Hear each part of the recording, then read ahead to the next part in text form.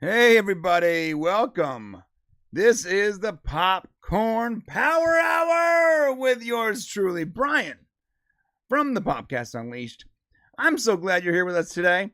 There's a couple little snafus I'm dealing with right now because I set up a whole new show and then realized that I had not actually plugged any of the new show into OBS.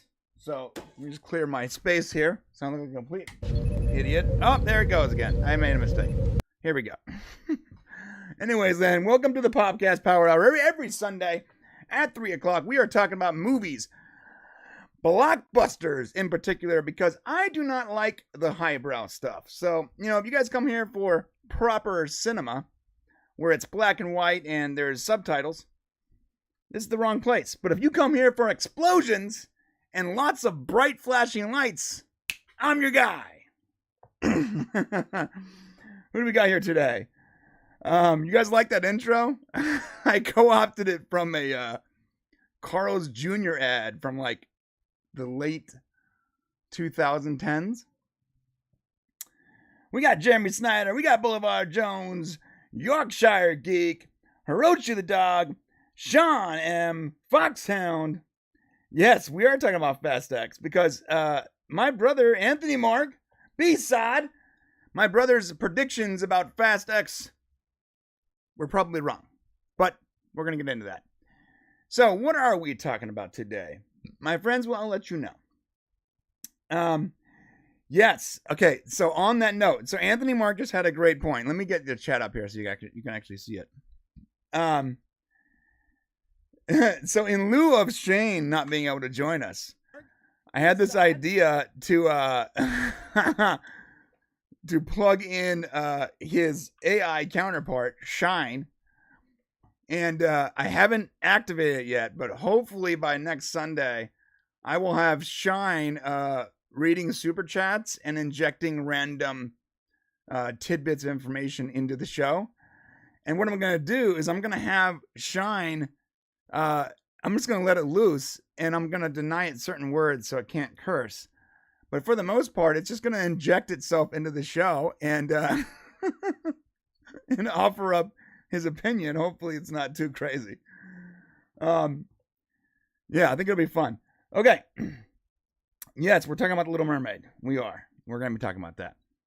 Let me give you guys the breakdown of what we were talking about today. We're going to be talking about the Fast X box office. Looks like The Little Mermaid did not unseat the Fast X phenomenon yet. We're going to be talking about The Little Mermaid and how it's doing. Transformers: Rise of the Beast. Looks like they're going to be crossing over with a completely different franchise, which is real weird. Keanu Reeves decides to back out of the John Wick franchise, so no more Keanu Reeves. I guess there's going to be a spinoff with Anna de Armas. So that's going to be fun to talk about. The Flash, the latest trailer that just came out, we're going to watch that, but then we're also going to talk about how it spoiled a DC cameo. So if you don't want that spoiler, I wouldn't watch that segment. Phil Coulson from Agents of S.H.I.E.L.D. is teasing his possible return to the MCU universe, which is going to be cool. Also, we got some information about Peacemaker 2, Season 2. Hopefully that happens. And James Gunn's new Superman front runner, which is I'm not happy about. So I get to rant about that. And last, if we have time, we're going to be talking about them shutting down the Robert Pattinson's Batman movies, which is going to be fun. Okay, so I did put out on Twitter and in Discord, I said, if you guys have any ideas, what do you guys want to talk about for today's show? Let me know in the comments or in the replies. No one did that, so let me explain how I'm trying to do this show. I only want to talk about specifically what you want to talk about and what I want to talk about. But I don't want it to all be about me every week and only what I like. So every week on Sunday morning, I'm going to drop in as a tweet and in Discord, I'm going to drop the link to the show and then, what topics, what movies you want to cover. And do me a favor and respond to those ahead of time. Hit the replies. We're in Discord. And I'll be able to look that up, get some information about it, and we'll discuss it, during the show. All right, so here we go. I got this back in here. You want to get nuts? Let's get nuts. We're going to get nuts. Yeah, no more, or I guess, I don't know. There's something to be said about the whole Robert Pattinson thing. They were supposed to be doing another sequel to that, but it's not looking good. They're shutting down a lot of the spin-off shows, like The Penguin is shut down. Like, they did greenlight the new movie, but that was before James Gunn. And since the WGA strike, like, that's not even being produced. So, I don't know. If I had to guess, I would say the Robert Pattinson movies are no-go.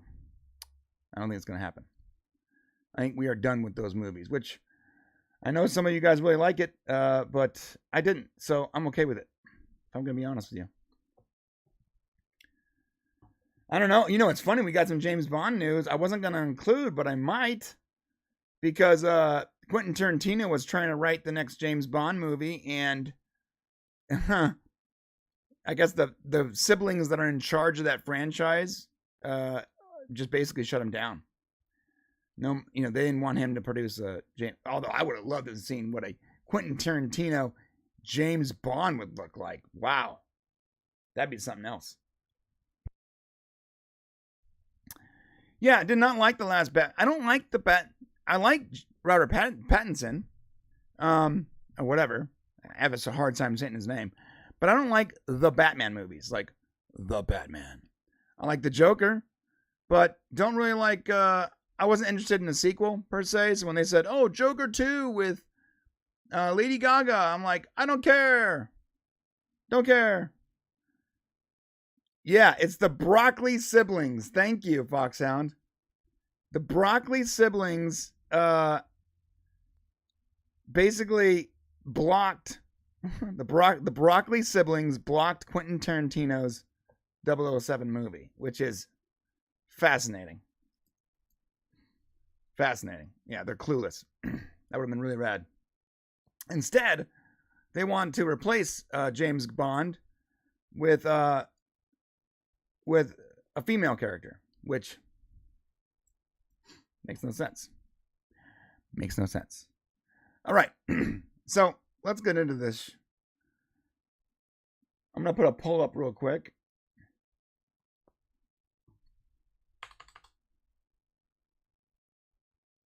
I'm going to put a poll up for the 007 thing. Because I want to see how many of you guys think it would be a good idea or not. Okay, Tarantino 007 movie. Yay or nay? I'll publish the results in that clip too. Okay. So let's start from the top. I want to talk about Fast X. And it'll be a perfect segue from Fast X to Little Mermaid, because I believe that the reason Fast X has not lost its momentum is because The Little Mermaid is pretty much a flop. Or at least it's looking that way. Most people, it's just not making a lot of money. No one really cares about it. It's very odd. Even friends of mine who took their kids just weren't interested in the movie. Like they were bored the entire time.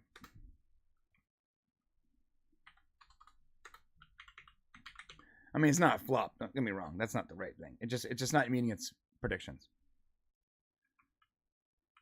I'm sure it's still going to make plenty of money. All right, let's go look at this.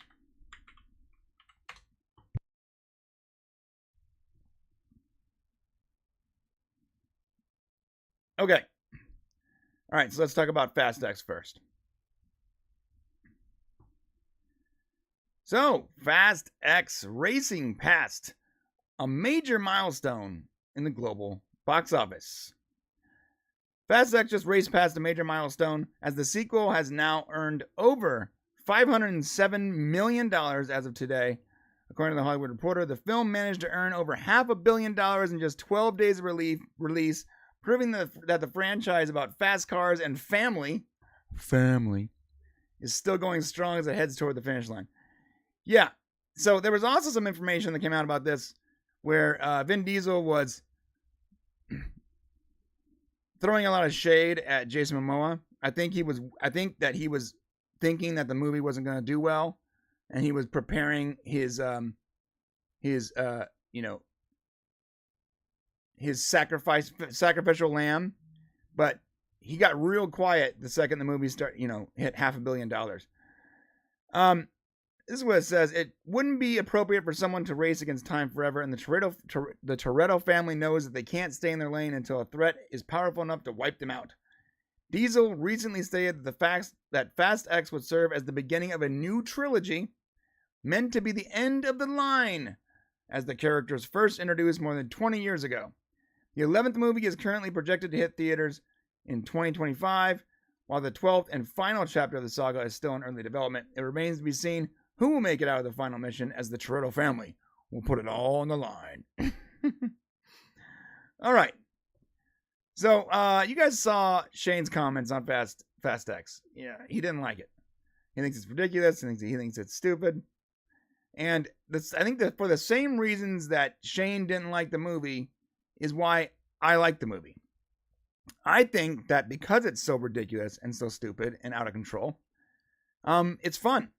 They lean into how stupid it is. They don't even follow their own rules. Like, they break the laws of physics. They break their own rules canonically. At some point, you gotta just assume that they're doing it on purpose. In the first movie, Vin Diesel's kid was clearly a white kid. In the first movie that they introduced the baby. In the second film that he was in, it was clearly a Hispanic child. And in this movie, it's clearly a black kid. They're doing whatever they want. They don't care about in-universe canon. They don't really care about the laws of physics or what's reasonable. It's just supposed to be fun and stupid. And I'm pretty sure that they know that. If they don't know that, then it makes it even better. Because it's so ridiculous that it's fun to watch. And I believe that because this was the first of 3 to set up, I think they're saving the real insane stunts. Because that's a valid criticism, is that this last movie that came out didn't have a whole lot of stunts, right? We saw crazy stuff, but it never got to the cars going into space crazy. That was insane. I remember when I was at the theater watching 9 and that happened, I felt so vindicated that there was a car in space. And my theory since Fast and Furious 5 was that they were going to take a car into space. So we didn't get the car in space moment in this movie. However, we did get a lot of insane stuff. My only criticisms of the movie is that there were too many characters. So for the same reasons that some people might hate this franchise, I love this franchise. I think it's insane and ridiculous and fun to watch. It's like the perfect movie to go watch at a theater. So I'm gonna be stoked when 11 and 12 come out, or should I say, Fast X, Fast Double X, Fast Triple X, and then Triple X State of the Union. It's so stupid. It is. It's so stupid, but I'm okay with it. Now, speaking of that, it was predicted that there would be a major drop-off for this movie this weekend. However, that did not happen as of yet. It's still going pretty hard. So if that's the case, why? It should have gotten completely minimized by The Little Mermaid, right? But I don't think it did. So according to a Hollywood Reporter, it says that Disney's live-action remake starring Halle Berry as Ariel is heading for the Hollywood Weekend's 5th biggest opening of all time. But it's a Disney movie. It's a live-action Disney movie about The Little Mermaid. It should do awesome, right? Well, the prediction was 200 plus million, because it is a Memorial Day weekend. and it's actually tracking closer to 118 million. This is domestic. So it's actually tracking, and we'll know by tomorrow night, but it's tracking for about half of what they predicted it would do this weekend, which might not be a good thing. I have friends of mine that went to go watch Little Mermaid with their kids, and they said their kids were really bored. So it's, I'm actually going to go watch this today with my kids.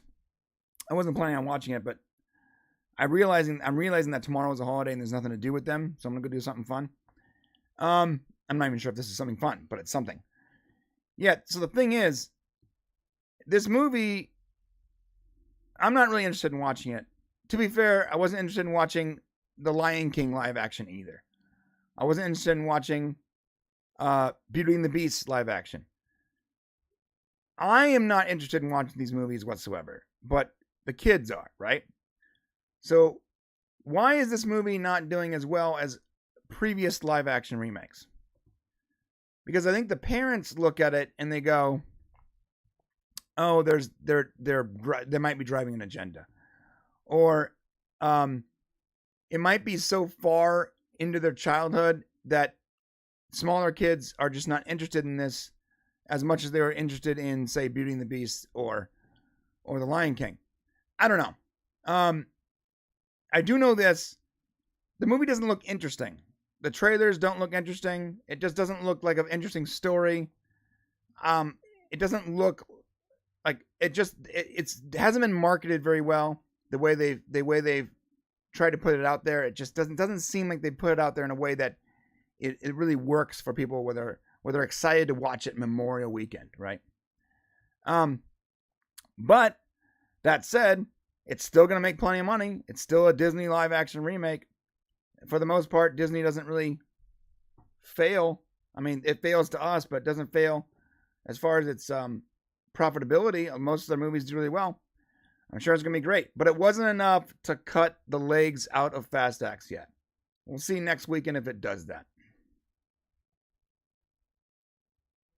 Which eye do we even look in? Yeah. It's bad casting, and it's not bad casting because she's African American. She just doesn't look the part. She doesn't look like the Little Mermaid.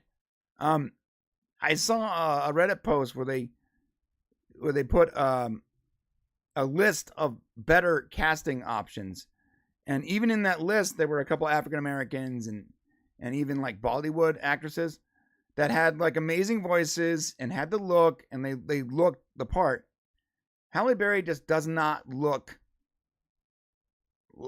I mean, I would never even consider her for the role of Little Mermaid. It's ridiculous. Yeah, and there's other problems too. I don't want to get into the whole thing because I don't want to make it like I don't want to make this a contentious stream, but like, she just doesn't look the part. Her voice sounds amazing. But it's not just about her voice. There's plenty of actresses that are good singers, and nowadays it doesn't matter if you're a good singer. You can make someone a good singer. Trust me, I've done it. But we'll see what happens. It's going to open up to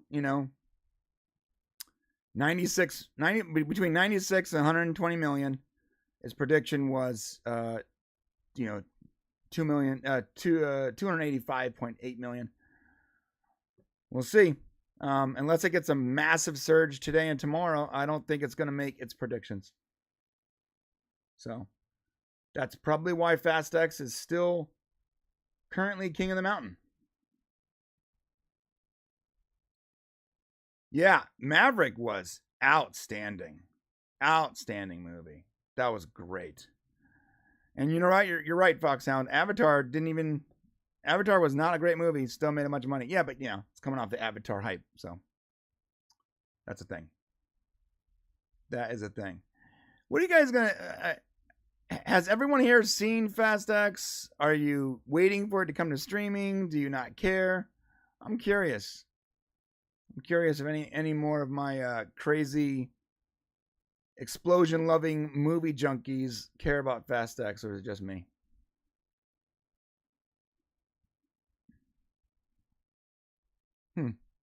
Okay, let's chat about Transformers. So I don't know if you guys saw the Transformers Rise of the Beast trailer. I'm not really interested in it whatsoever. Like I said last week, I'm completely uninterested in Transformers right now.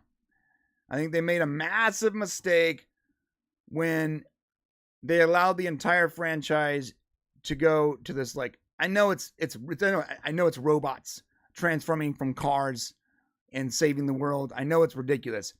But they leaned so far into the comedy and the ridiculous of it that it became just silly.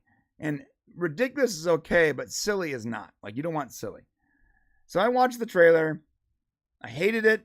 I hated the fact that one of the robots has lips. It's weird to me. It's real weird.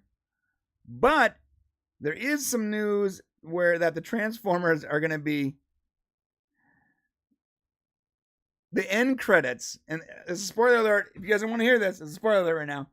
But the end credits for Transformers teases G.I. Joe. G.I. Joe. It teases G.I. Joe. The G.I. Joe.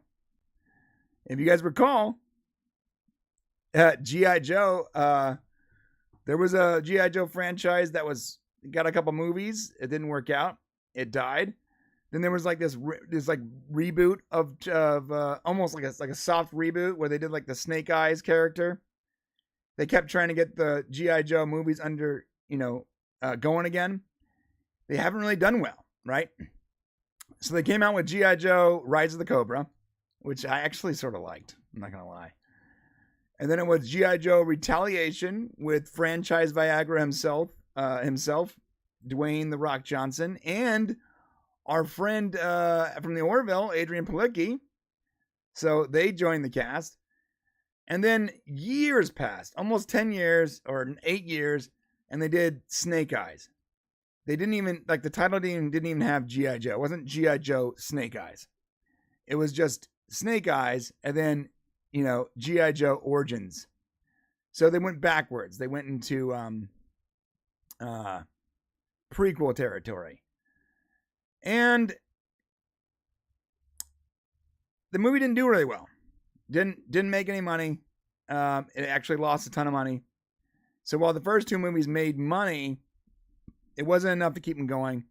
And their prequel attempt completely failed. So what are we seeing with Transformers and this new sort of crossover? This is the emblem you see, by the way. Let me show you. So at the end credits, we're going to see that emblem. Dude, I don't know what they're thinking. Like, are the Transformers movies making so much money that they can just do whatever they want? That's the question. Because, let's go check. I don't think they are. Like, if you're going to reboot the G.I. Joe franchise and try to get that going, you don't tie it to Transformers, right? All right, so Transformers 1, 2, and 3. So 1 and 2 made a ton of money, $1 billion. 3 did not do so well. Let me see. No, I'm sorry, I'm wrong. 3 did also made $1 billion. Jesus, what are you? So the first 3 movies basically made between $700 and $1.1 billion. This is why they're doing this. This is why they're allowed to be silly and stupid. Transformers 4: Age of Extinction made $1.1 billion. Transformers 5. Okay, we're seeing a drop off, right? The Last Night made only $600 million on a $300 million budget. That's still that's not bad, to be honest. Okay. Bumblebee was the last movie before the one we're going to get now, and that made $468 million. So it's starting to drop off. And and the last movie, Rise of the Beast, is expected The forecast is $70 million. So for the opening weekend, which would put it on track. I don't know. This might make $1 billion too, man.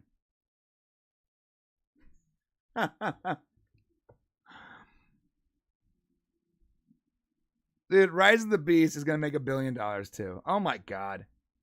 What do you guys want me to do?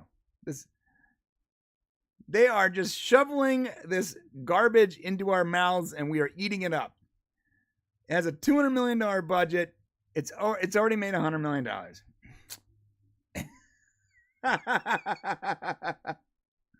I don't know, man. You guys are watching it. Yeah, Transformers is why Kurtzman keeps getting work. I guess so, man. It's crazy. I guess I'm part of the problem too because I watch it too.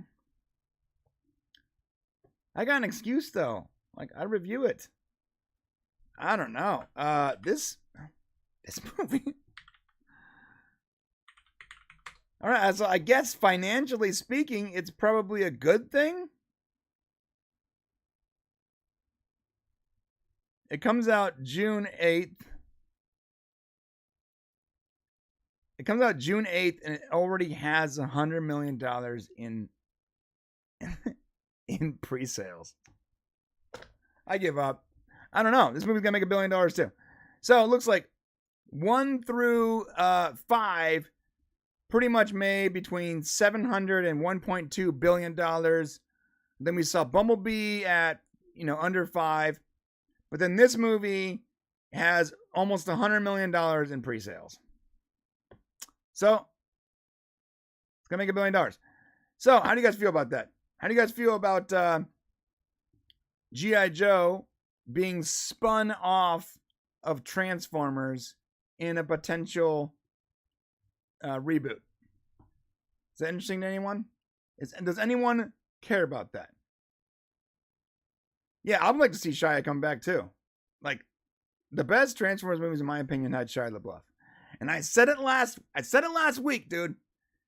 Peak America was Optimus Prime in his Morgan Freeman voice, inspiring the world with a Linkin Park song playing underneath him, and it pans out to Shia LaBeouf making out with Megan Fox on a Chevy Camaro.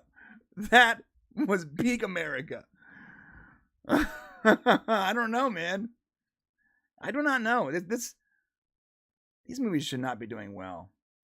But of course, Pete Davidson is in Transformers Rise of the Beast, and we all know that he's signed his soul away to the devil, so everything he does works out.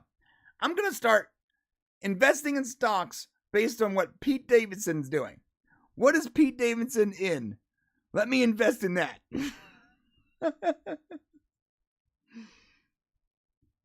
Jeez. Like, so I would love to see a good G.I. Joe movie. I don't think the first one was that bad. I just think that it wasn't that good either. It was just sort of whatever. And it had some really cool moments in it. And the second movie was better, but not great. It was just sort of better, right?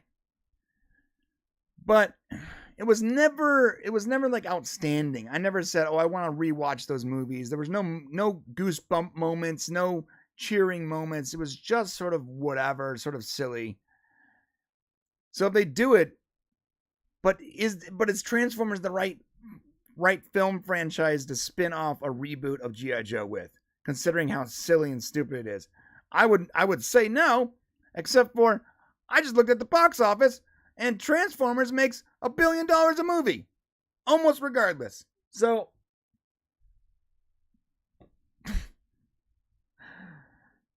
yeah, Snake Eyes wasn't that bad. It just wasn't good either. It just sort of was. That's the problem. That's what the problem with all the G.I. Joe movies is. They just sort of are.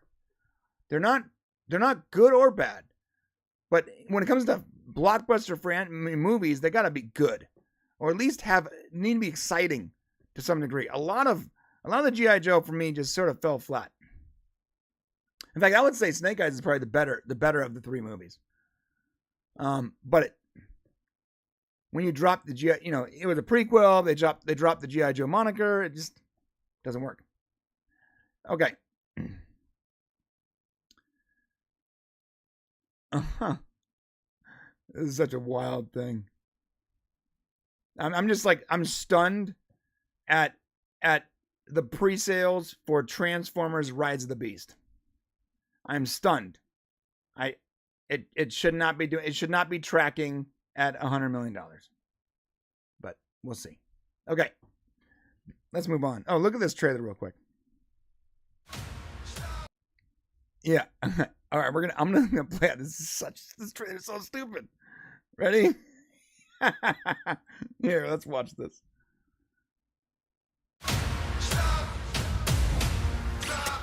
It's using a DMX song. It's using a stop, drop, shut him down, open up shop. For centuries, our kind has stayed hidden on Earth. But darkness has found us again. Let me pause real quick. I always said this. I said this back in like Transformers 3. I was like, if they ever get to the point where they're making the Beast Wars version of Transformers, because like they had Transformers and they had Beast Wars, where like instead of transforming from cars into robots, they turned from gorillas and dinosaurs and stuff into Transformers. I said that if they ever do Beast Wars, I swear to God, they cannot put it in modern day. It'll make no sense. It has to do what the cartoons did or whatever. I think it's the cartoons did this, and they put it a long time ago. Nope. The first thing when I saw this trailer, I was like, oh my God, it's in modern day. It's in modern day, and now it makes no sense. But of course it doesn't make any sense. Neither does the college girl transforming into a Decepticon make any sense. But Prime. This is about the fate of all living things. Like, so the gorilla transformer doesn't have lips. You would think, and maybe I'm harping on this. Maybe this is a stupid thing to focus on, but I can't stop focusing on it. The robot that looks like a gorilla doesn't have lips. Just note that for a moment. Look at his face. He doesn't have lips. He should have lips. He doesn't though, right? Okay. Things. Unicron is coming. All right, I'm going to back it up one more time. So another thing to point out, Unicron is gigantic. It's like the size of Earth. It's like bigger than Earth. It's bigger than the planet. Like if it was that close to I don't know, I guess that's not Earth. I guess that's Saturn. I don't even know what that is. But if it was that close to a planet, the planet would be completely destroyed before it even got there.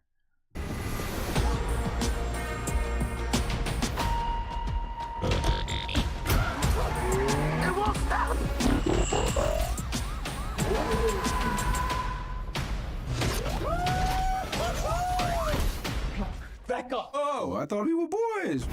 Oh God, I hate that too. I hate how the robots all use like slang. Like all the robots are apparently from some coastal state, and it's still like stereotypically urban, and it's so dumb to me when they do that. You want it? Come and get it. You brought a human I low-key like the soundtrack though, because I like 90s rap. here. I'm nobody. I ain't even seen nothing. I'm not even seeing anything right now. Think you hold the link and you haven't met the aim. I do. I'm liking the soundtrack. I'm retracting my last criticism. I am now officially retracting because I like the soundtrack.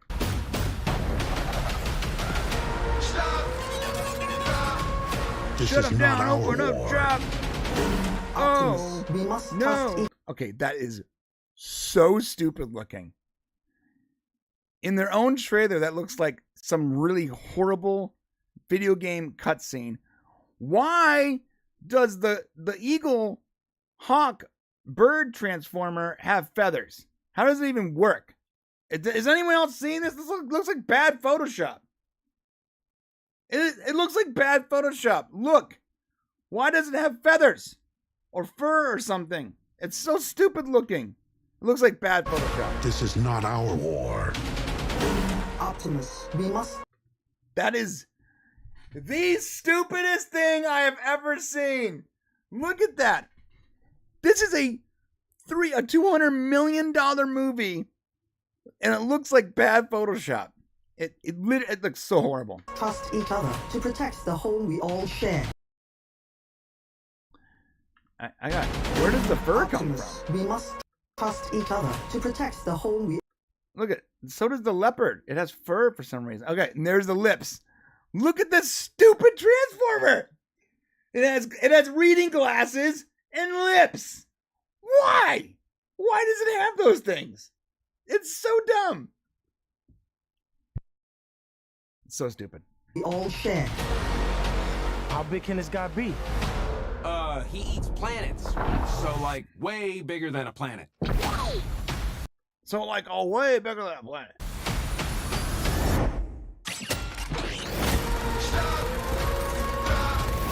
In the end, I still like Bumblebee though. That's a really cool character. everything you cared for will be consumed. Maybe there's another way to save our home. You've never faced anything That's a Rough like Riders this. roll. Why do you have fur? How do you transform from fur? None of that makes sense, what you're doing right now. Let them come. Alright, that was cool.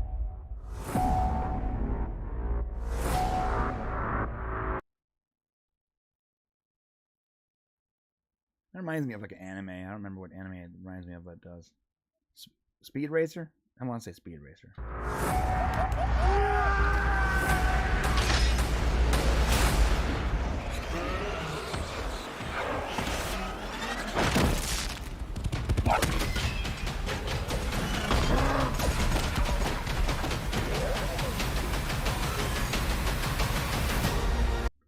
Yeah. That right there is going to make $1 billion. Congratulations. Idiocracy. This is where we're at. We're officially here. Okay. Christopher Mays for $9.99, my friend. He says maybe they can do a live action remake of the 1985 animated Transformers movie. Disney could help. Come on, dude. What are you doing? What? I mean, that's clearly sarcasm. That has to be sarcasm. First off, thank you for the super chat, Chris. I appreciate it more than you know. I don't want Disney anywhere near this franchise. But, frankly speaking, I don't think I want Paramount Pictures anywhere near this franchise either. So I don't know, man. I don't know. I think maybe just reset everything. This ain't working. Sup, David? Good to see you, bro. Yeah, it's like Jurassic Park meets Transformers. How far away is Transformers from Jurassic Park? Let's find out.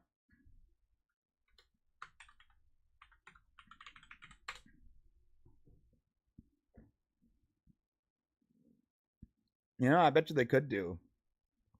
So Universal has some licensing rights with Transformers. So I bet you they could do something.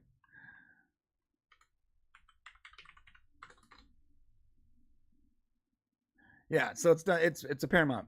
It's a Paramount property. But we'll see how long that lasts. All right, well, there you go. That's your $1 billion movie, everyone. Congratulations, $1 billion. It's gonna make $1 billion. Bad Photoshop and all.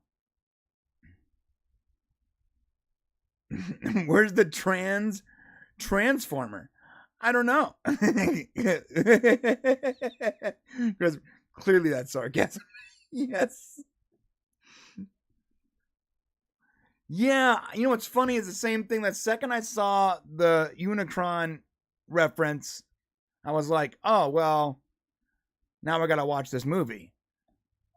I hate that I want to watch it. I hate that I'm gonna watch it. I'm probably gonna complain afterwards, but I'm gonna go watch it. I know I'm gonna go watch it. They got me. They get me every time. They didn't get me with Bumblebee though. With Bumblebee, I managed to refrain seeing it until after it was in streaming because I had no reason to watch it because I do not like prequels.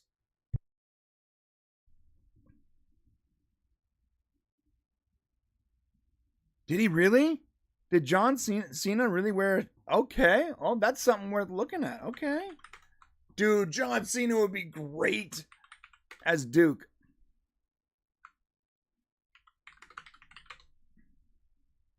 He did. He did. He wore a G.I. Joe shirt. Fascinating. Fascinating. Oh, that would be cool, man. Oh, someone already talked about this. Apparently, the rumor is Tom Holland and John Cena for the G.I. Joe reboot. Man, I don't like the movies, the G.I. Joe movies or whatever, but I like the idea of a really awesome G.I. Joe movie. Especially with our current ability with graphics and writing. Like, I love stupid, fun blockbusters. And G.I. Joe is like a perfect franchise for making stupid, fun blockbuster movies. Oh my God. Here's another article from last year. Look what I found. Oh my God, this dude. John Cena really wants the Transformers and G.I. Joe to team up on screen. This is last year. He says, I might have been the one that started that fire. I don't look into that anymore than a fan would be enjoying it. But just think you have these two storied franchises that, especially of the ways this one was written, damn near rub up against one another. The way he talks drives me nuts. He's always all of John Cena's thoughts are like run-on sentences. He's like me, but with ADD. Yeah, listen, that'd be cool. Look, I'm not gonna lie. Would I watch a John Cena G.I. Joe movie? Yeah, of course, not even a question. I think John Cena as that character, the Peacemaker character, or the character he played in this last Fast X movie, he's really good at playing sort of the comical superhero or comical, action star. He's very good at it. I like it a lot. I've enjoyed it very much.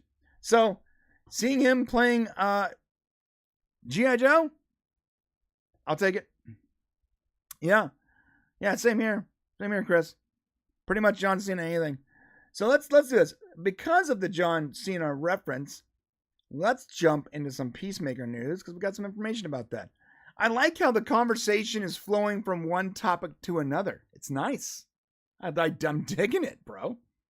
Right about now is when I would like to see the Shine AI pop in with some kind of funny quip as I'm switching stories, but I don't got it set up yet. Okay. All right, we're talking about Peacemaker Season 2. If you guys have not seen Peacemaker Season 1, I suggest you guys watch it. It's pretty dang good. Peacemaker 1 did this. It took John Cena and it allowed John Cena to be John Cena. James Gunn has this ability to inspire actors to be their best selves.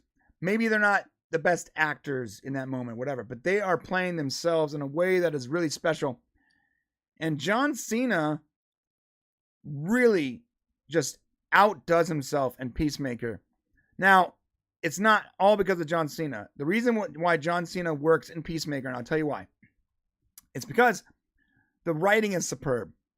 James Gunn is able to take all these modern day issues and use them as allegory in this show about a character that is developing in real time. Like, we see him as sort of this dumb, almost, semi-racist, uninformed character.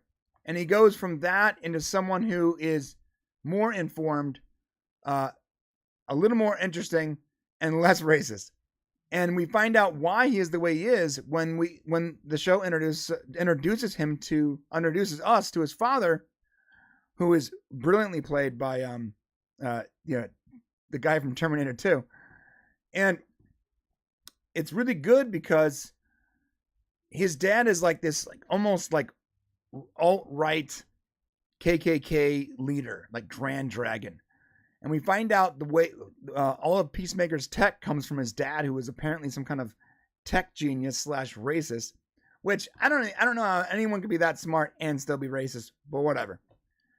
And we get this moment with his pops where he wants validation from his father, and he's never going to get it. He learns by the end of the series that he's not going to get that validation.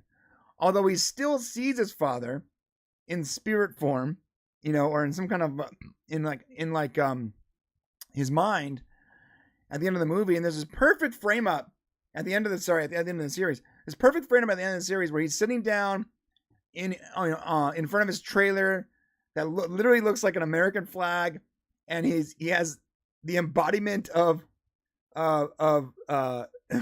Make America Great Again, almost. The eagle is sitting there in front of him with the bugs that he captured, the main bug, and the spirit of his dad, and just this perfect frame up of showing this guy who is trying to find his way in the world. He wants to be a hero, but he was raised wrong, and he never had the proper guidance, and he wants to do the right thing, but he doesn't even know what the right thing is. And it's just such a great show. In every way, that show is just so awesome. From the intro to the ending, I loved every minute of that show. Now, on that note, they said we're definitely getting a Peacemaker 2, right? Except for then there was a massive shakeup at DC. James Gunn, luckily the guy who created Peacemaker, is now the head of DC, the co-head of DC Studios, which would be a good thing for Peacemaker. Except for with all of his new responsibilities, there was a real fear of Peacemaker 2, season 2, not happening. But we got some updates on that. After John Cena offered fans a hopeful update regarding Peacemaker Season 2. With the upcoming DCU reboot, the future of Peacemaker quickly became a point of worry for fans. True. While the series had already picked up for the second season, it wasn't anywhere on the first slate of projects announced back in January. Sadly, it's going to be quite some time before Peacemaker's second season arrives to the DCU. James Gunn himself previously confirmed that fans shouldn't expect it until after Superman Legacy, which we're going to talk about that, so don't go anywhere. Okay. But there was some information that came out. When asked if fans were still going to get a season 2, Cena noted that he hopes so, and he loves James Gunn as a human being, and Peter Safran as well. Okay. Of course you do. They're your boss. That's the right thing to say, John. This is what he says exactly. I hope so. What I will say is I'm very excited about the new leadership at DC because I love James Gunn as a human being and Peter Safran as well. I have the utmost respect for them as professionals. I've never seen people so prepared and who take it so serious and have so much passion for it and aren't afraid to be themselves. This guy literally says and. He's the definition of a run-on sentence. John Cena, damn it. He goes on to say, what you will see from DC in the future is the heart of James Gunn. He is not going to leave anything on the table. He will not make a vanilla movie that says movie on the end of it and then serve it to you. He will take chances. He will be brash. He'll do things his way. But you will get authenticity, his creative mind, which I think is brilliant. So whether the future of DC involves Peacemaker or not, as a fan and as a friend of James, I'm excited for the future of DC. This article paints this entire story as as good news for Peacemaker Season 2. But what I see here is not that.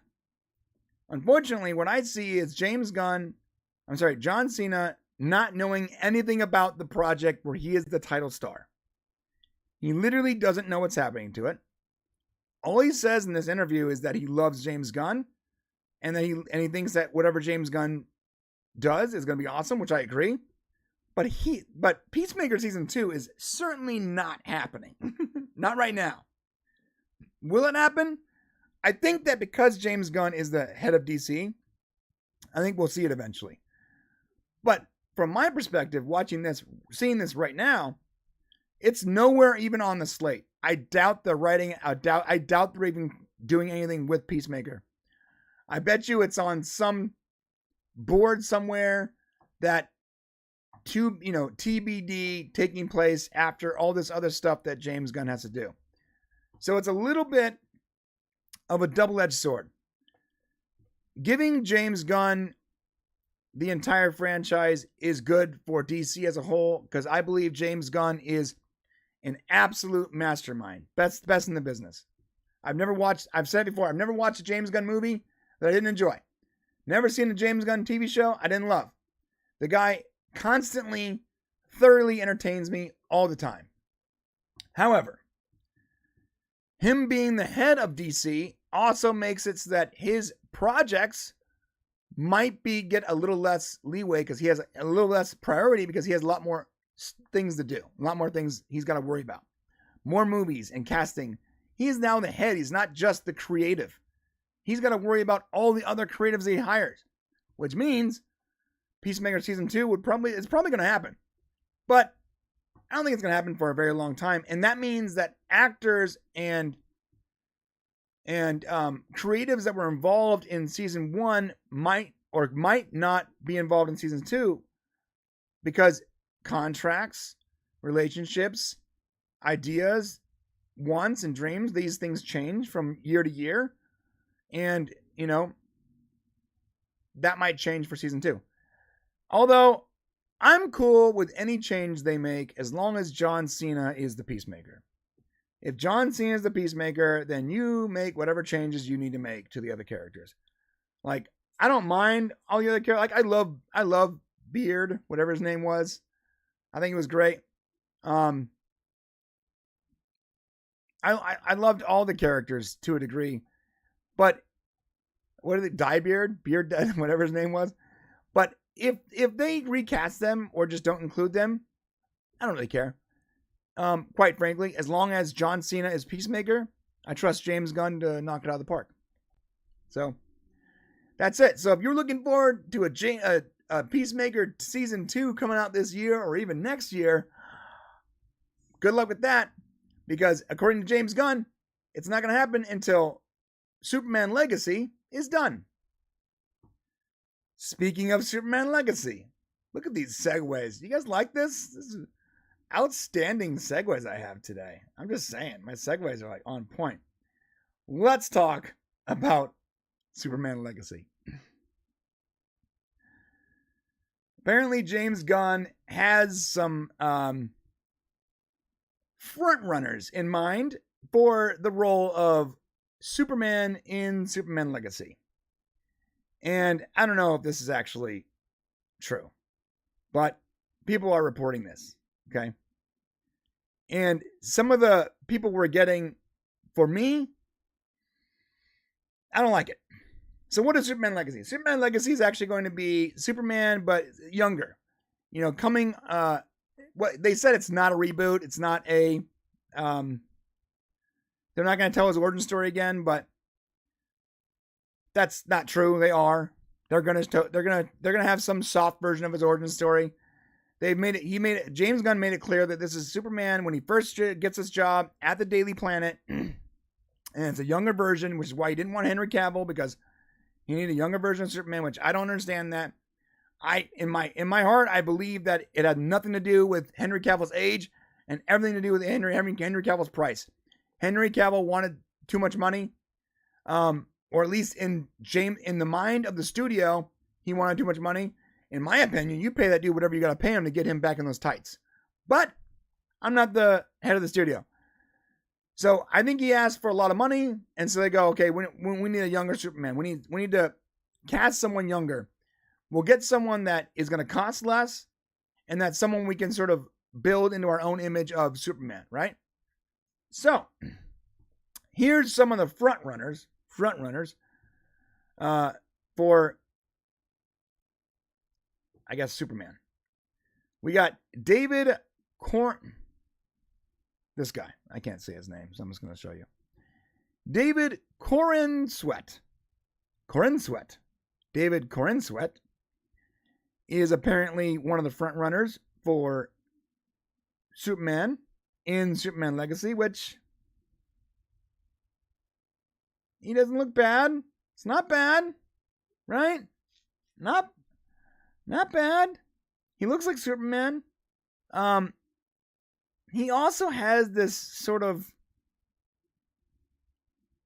he looks the part. Like, he has the jawline and the dimples and all that. Yeah, he looks like Superman. But he also looks like a softer version of Superman. Like, if Henry Cavill had a little more estrogen flowing through his veins, that's what he would look like, in my opinion. Yeah, thank you, Rick.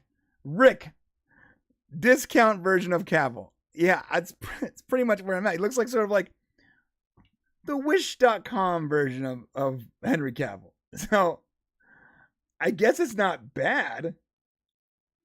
Like, I'm being optimistic because boy, couldn't it be worse. It could be Pete Davidson. Okay, we don't know. You don't know. Is the air breathable? You don't know. It could be Pete Davidson, which, you know, or some kind of like checking version. But so I'm being a little, optimistic because this guy, at the very least, looks like if he dressed up as Superman for Halloween, I would buy it.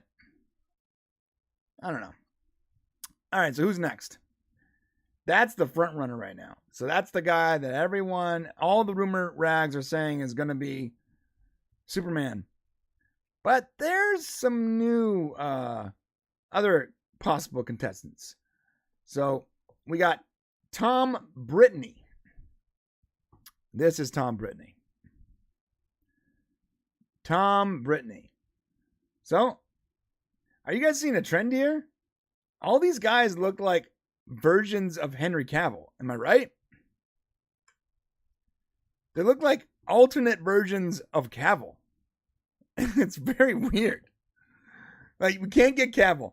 Let's get someone that looks like Henry Cavill. Yeah. The last guy looks a little like more like a soy version of Henry Cavill, like sort of a feminine version of Cavill, or a very young version of Cavill. This guy doesn't look as bad, but it still looks like you're just trying to get Cavill without spending the money. That's what it looks like to me. Right. Okay. So we're agreeing. No Brittany Murphy. No Brittany Murphy. Tom Brittany. In fact, you know what I'm going to do? I'm going to set up a poll. I'm going to put all these guys in a poll, and then as I show them to you, you can decide whether or not which Superman you want. Remember, we can't have Henry Cavill, so I'm not even going to add him as an option.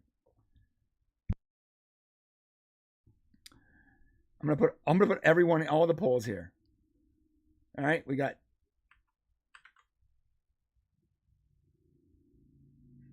Tom Brittany.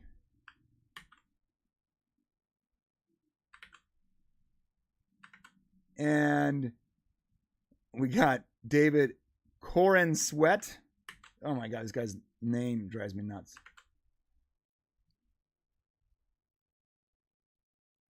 And we got Andrew Richardson, which I'll show you guys right now. This is the worst. Might be the worst one for me. Like, I don't think this guy looks at all like a Superman. But whatever.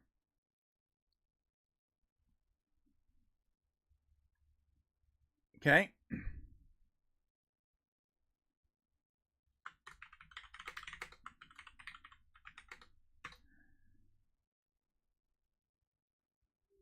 Okay, and then the last one is Nicholas Holt? Nicholas Holt? All right, whatever. All right, let me put this on I'm putting the poll out. I'm gonna show you guys all these people, and you guys let me know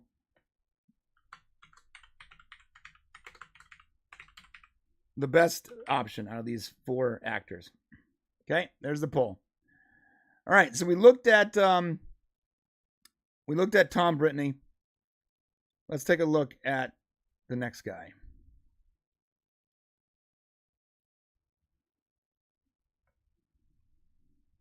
Now here's the next guy. Andrew Richardson coming in hot. Andrew Richardson. That's him. This is the absolute worst choice in my opinion. He doesn't have the chin, doesn't have the jawline, doesn't look the part. This guy doesn't look like a specimen. He looks like maybe he's not taking his vitamins. Okay.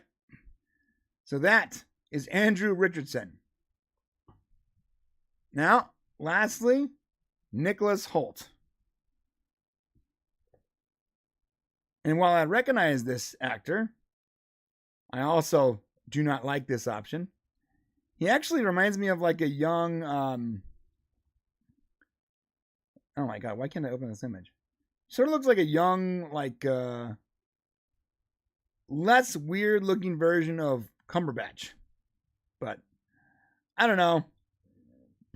This guy's not the guy. In my opinion, he's not the guy. So what do we got? We got, is it Superman or gay porn? I don't know. All right, so these are the options. We got Nicholas Hoult, Andrew Richardson, Tom Brittany, or David Corenswet. David Corenswet is the first guy. Okay? Oh my God, I can't open his image as large. Sorry. He does look like he looks like a soy version of Cavill. He really does. He looks like a young, sort of effeminate Henry Cavill. So that is David Corenswet. This is Tom Brittany. Tom Brittany. Nicholas Hoult. I'm sorry, I'm doing this backwards. I apologize. I'm sorry, Andrew Richardson. And then Nicholas Hoult. And in order. Right? That's number 1 guy, number 2 guy, number 3 guy, number 4 guy. So take a look at the poll and you tell me the best version of Superman for Superman Legacy. I want to see what this poll's looking good. So I got David Corenswet 60%, leading the charge. Yeah, he looks like the most masculine version of Henry Cavill for sure. He does. He really does. All right, we'll leave that up for a bit. All right, so on this note, though, when it comes to front runners for the series, it looks like, regardless of what our poll decides, it looks like Corenswet, David Corenswet, is definitely leading the charge right now.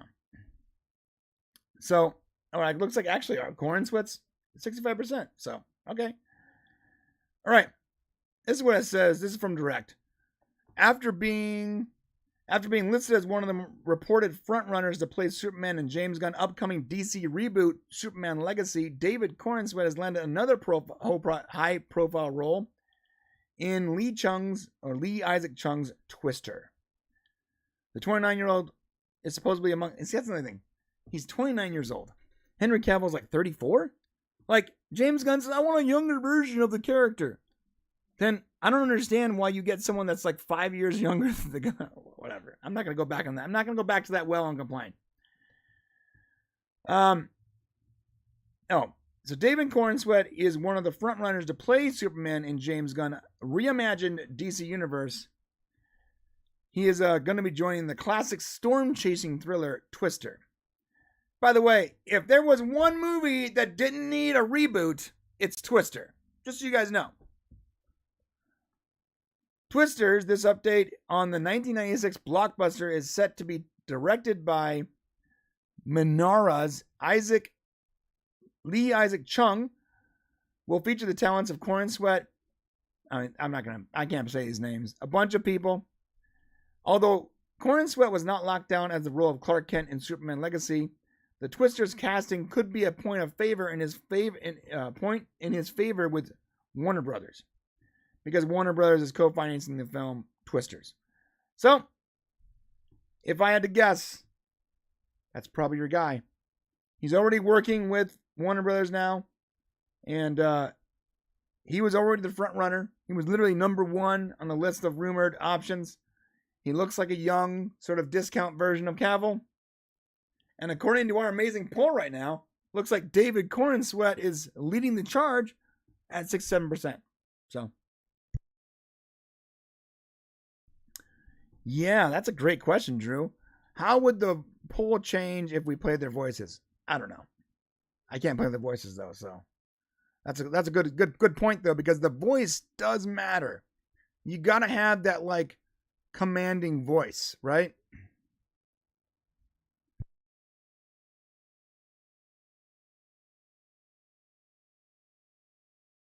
Sorry, my throat is really clear, really messed up. I guess I'm not used to talking this long.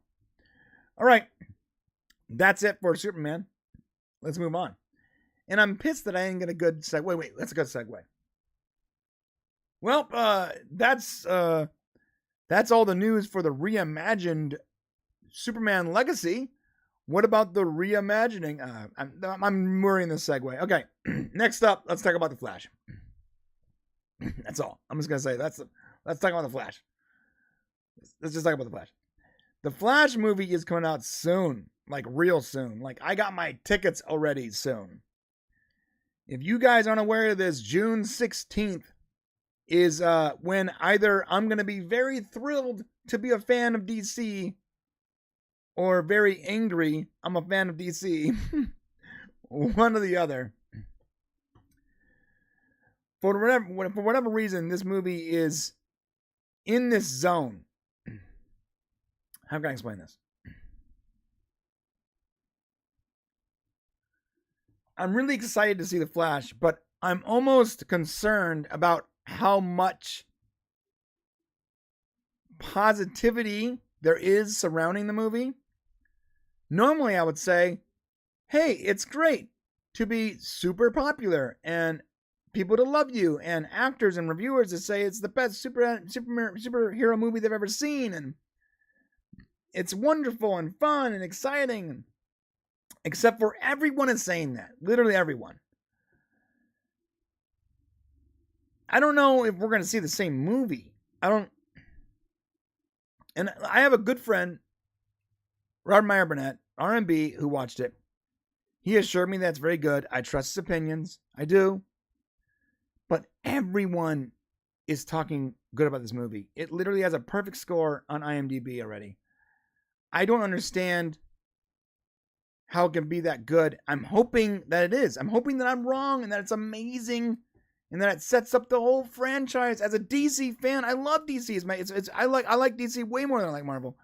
I hope that this is like James Gunn just setting up his vision. But it just seems like they're really stacking the deck for this movie. Like, why is Tom Cruise coming out saying, oh, it's the greatest movie I've ever seen? Like, it's so weird. The people that are coming out talking about how amazing this movie is aren't even like regular reviewers. Like, why are they being coerced by the studio to talk about the movie? Why did Tom Cruise get like an advanced personal screening at his home? It's so weird to me.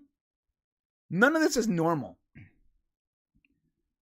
The fact that they gave almost no promotion to Black Adam, almost no promotion to Shazam, yet they've spent the last like 2 months, including the Super Bowl, just pushing this film. That's what worries me. Like, is it going to be good? Or are they just marketing it to the point where it can't fail? And I don't know. I'm starting to get almost like a worried vibe about this film because everybody is talking about it. Everybody. As someone who has a DC channel that I barely ever deal with, that I've left to its own devices, I'm almost like, did I miss the train here? Should I be making Flash content on YouTube?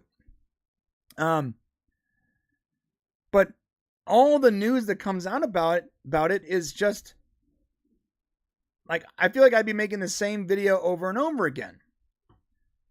On that note, they already released the information, like there was an interview in Esquire where the director was asked by Esquire,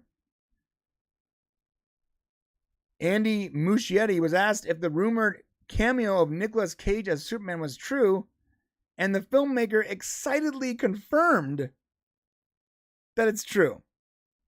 Why? All these... how do I explain this without being sounding negative? I feel like they're like, either there's so many good things in this movie that you can blow all these awesome cameos out the gate and it doesn't matter, or they're doing the same thing they did with Shazam. They want people to go to the movie, so they blow their own reveal of Wonder Woman being in the movie at the end of the movie. They blow that reveal in like the trailer because they just want people to come to the theater. I feel like they're doing the same thing here. They're talking about Nicolas Cage and I'm forgetting the name of the actor that played Batman in Batman Forever. Oh my God, what's this guy's name? I'm messing up. George something. They're blowing a lot of the massive reveals, unless these aren't massive reveals. Maybe that's it. Maybe these are just. Maybe it's such a good movie and there's so many awesome things that doesn't matter that we see cameos as Nicolas Cage, you know.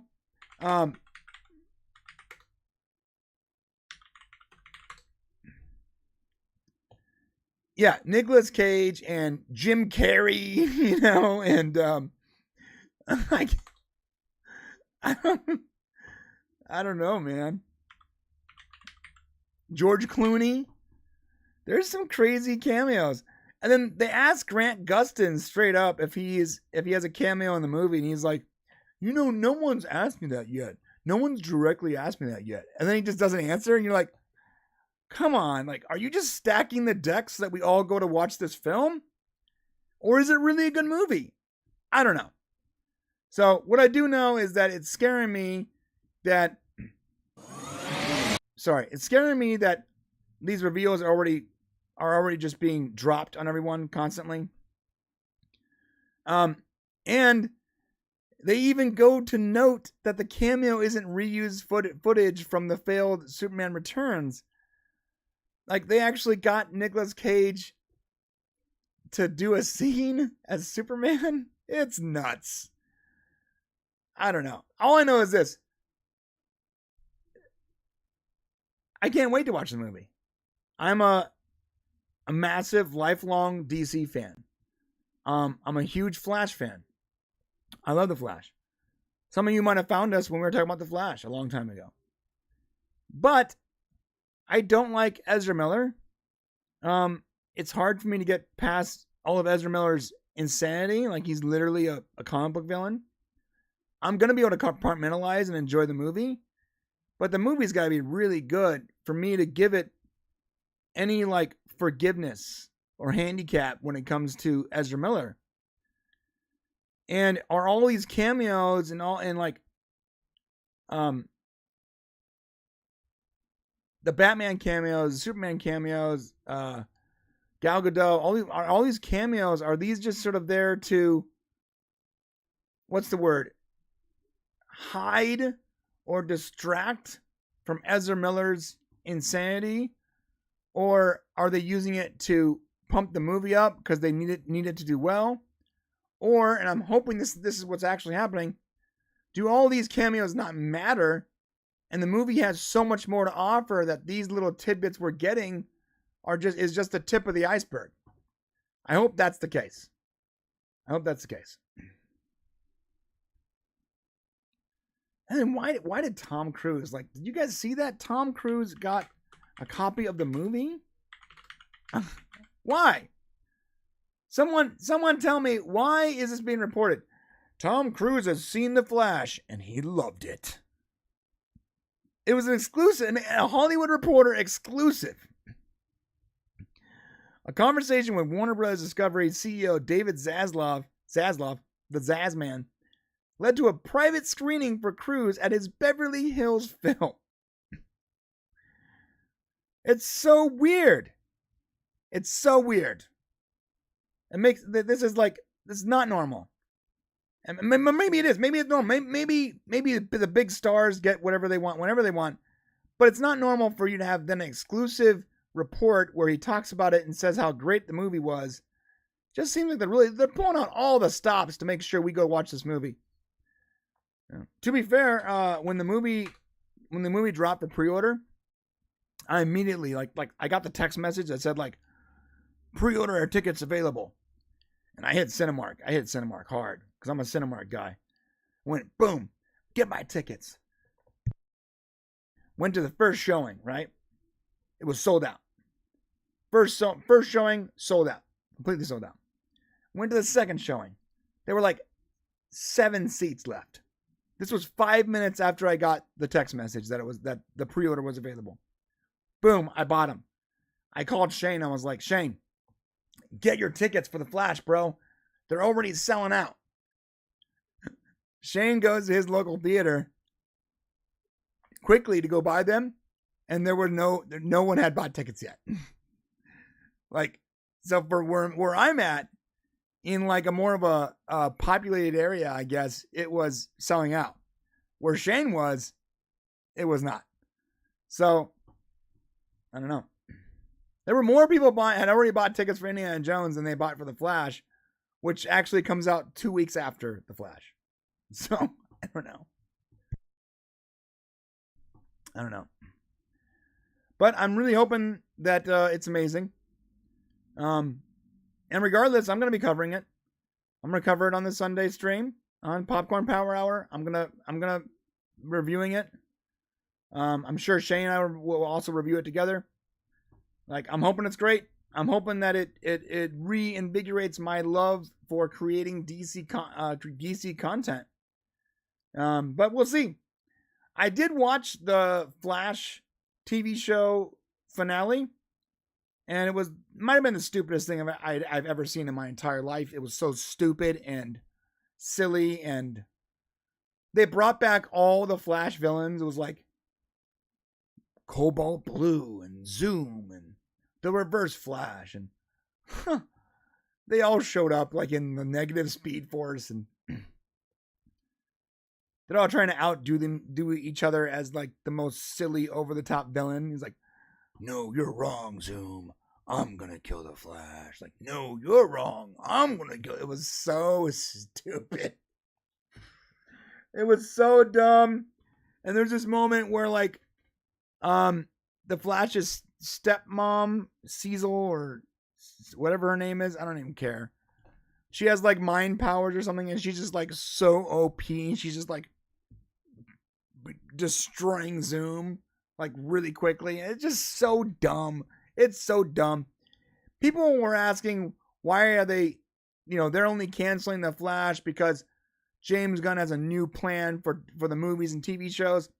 I'm like, no, they're canceling the Flash because it's so far outside the realm of quality now. It's so dumb and silly and over the top. It should have been canceled 5 seasons ago. It has gotten so bad that channels originally started for the sole purpose of covering that TV show have stopped covering the TV show because it's so bad and so dumb. So it has nothing to do with, I don't think it has anything to do with James Gunn, soft reboot of the franchise, and everything to do with how bad it is. It's the last of the Arrowverse shows, only because it was the one show that they thought was so good to give it multiple season renewals, but it should have ended 5 seasons ago. The moment Iris West looks at Barry and then looks at the camera and says, "We are the Flash," that was the moment they should have just pulled the plug right there. That episode, it's over. We're done. Bad idea. Okay. All right, moving on. We are the Flash. Yeah. Run, Barry. Run. Oh, they did that again this last episode. Run, Barry. Run. Shut up. It was cool the first time, but you really overused it. Then you're like, "Run, Iris. Run." Shut up. It's so dumb. It's so dumb. Oh, God. It's like so cringe-inducingly silly and stupid. Oh, I'm so over it. Speaking of things I never quite got over, Agents of S.H.I.E.L.D., folks. Yes, I'm talking about Agents of S.H.I.E.L.D. I've talked about it before. I'm talking about it again. I love this show. I know it's gone. It's gone. Ended at 7 seasons. It's over, right? Except for, it's not quite over. It's not. This is news to me. I'm learning this. I learned this morning. I was actually like shocked. I thought for a minute that it was Fake News Friday. But we actually have some news about Agents of S.H.I.E.L.D. and Phil Coulson himself from the mouth of Clark Gregg. Clark Gregg, who played... let me set this up correctly. Clark Gregg, who actually played Phil Coulson in Agents of S.H.I.E.L.D. He was in the first, he was in a bunch of the Phase 1 movies. He was in Iron Man. He was in Thor. He was in Captain America. He was in a lot of the movies. And in Avengers, the first Avengers film, what happens? Loki kills Phil Coulson. He kills him. And Nick Fury uses Phil Coulson's death as almost like a rally call to get the Avengers to fight together and to defeat the invading alien force. It was a really cool moment where a character that not only the audience loved, but the heroes in the movie loved, was killed, and we all wanted revenge at that moment, right? We all needed to fight together. It was a cool moment. Really good writing. So, the Avengers all team up, and they take down Loki and the alien force, blah, blah, blah, blah, blah. Well, what happened was, a few months later, they announced an Agents of S.H.I.E.L.D. show. And who's going to be leading that show? None other than Clark Gregg, who portrayed Phil Coulson. Okay, looking good, loving it. Everyone's asking the same question that we're asking right now. Ready? Is it a prequel? Didn't Phil Coulson die? It's got to be a prequel. And people were less interested because they thought it was a prequel because Phil Coulson's dead. Oh, but no. The very first episode, we get a misdirect. They're interviewing someone to join the agents, this team of agents. And out of the shadows walks Phil Coulson. And we learned that he was actually brought back to life.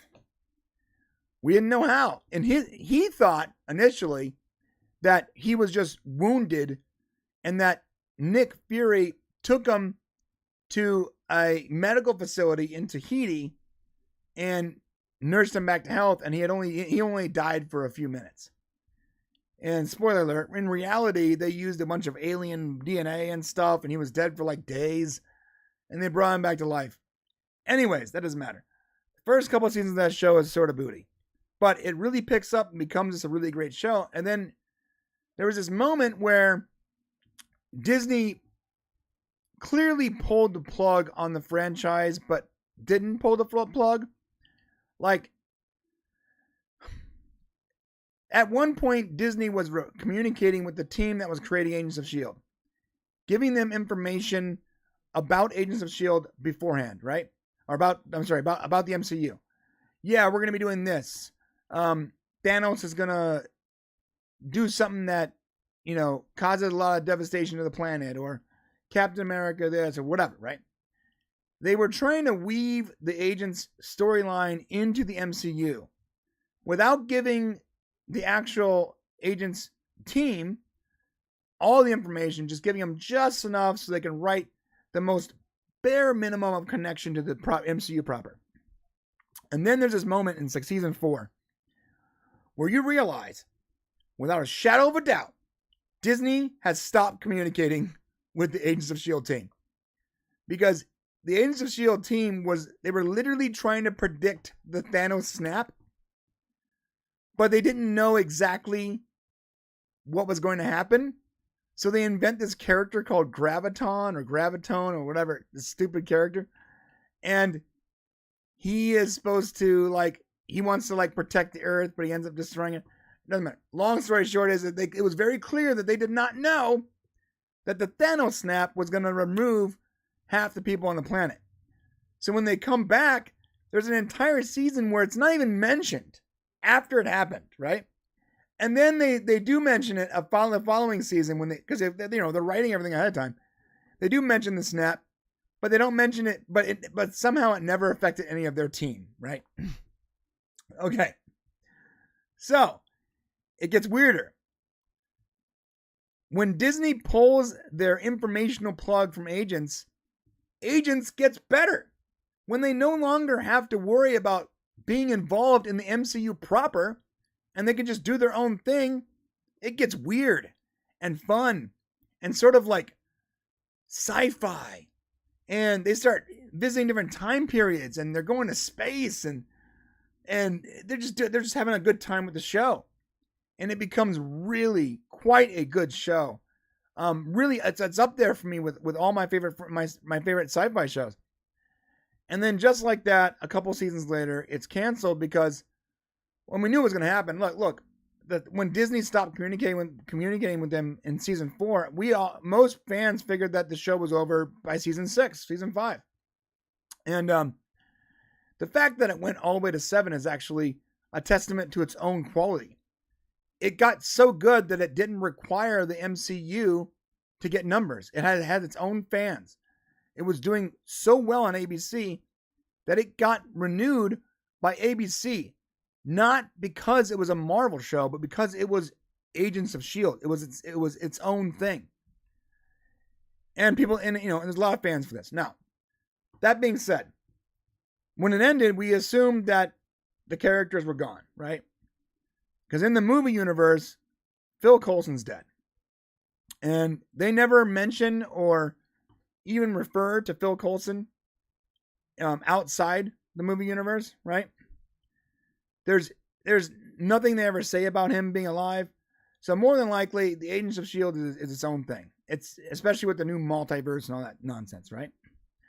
But there was an interview with Clark Gregg where they actually addressed the possibility of Phil Coulson returning to the universe. And while there was a Phil Coulson return in one of the other What If cartoons, that didn't really matter. When they asked him about Agents of S.H.I.E.L.D. or Phil Coulson coming back in any of the movies, he said, "There's always a chance." And when UK asked, "Well, I know there's always a chance, but would you come back?" And he says, "Well, there's always a chance. And by that, I mean, there's definitely a chance." So, someone at the studio is talking to Clark Gregg about coming back for some role in the MCU and considering that Secret Invasion is literally about the Agents of S.H.I.E.L.D. being invaded by other races, by the Skrull or whatever, the Krill, whatever they're called. The odds of Phil Coulson coming back to the MCU for Secret Invasion are pretty much confirmed. Like, I don't see, there's no way at this point that Phil Coulson, at the very least, is not at some point part of Secret Invasion. Now, does that mean we're going to get an Agents of S.H.I.E.L.D. reboot or some kind of return to the MCU?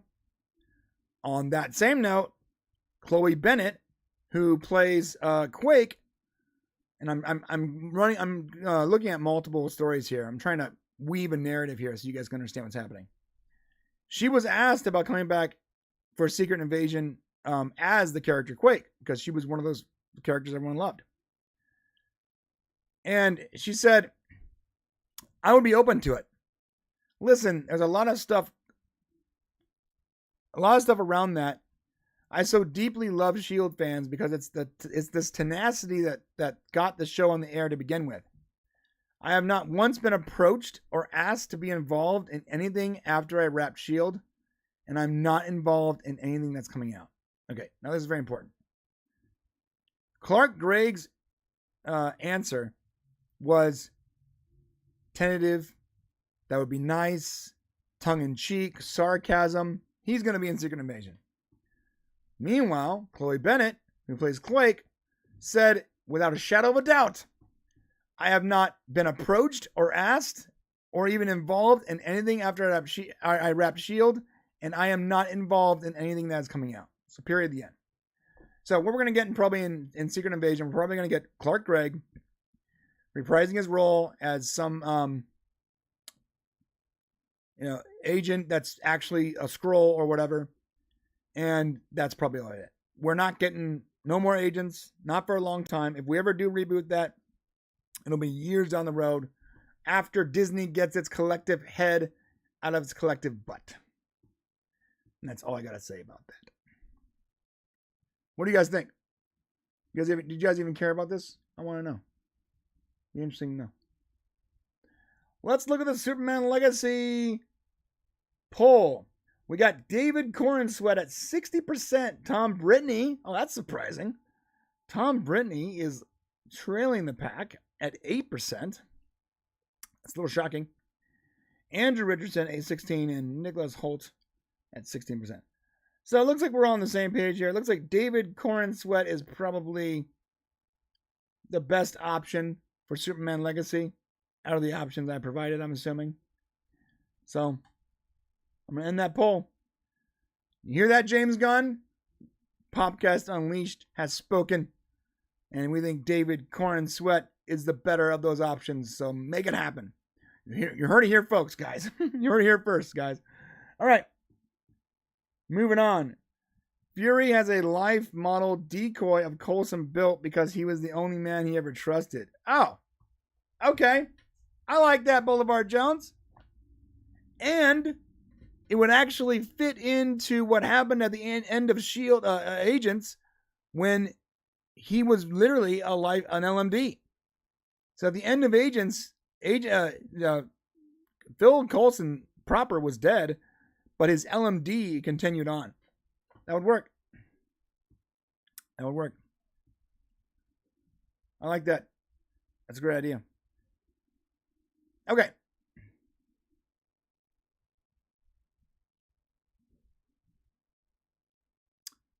Let's move on. Okay, let's wrap it up with this story here. I don't want to talk about the Flash. Don't talk about Marvel. We can talk about Keanu Reeves. This is an interesting story.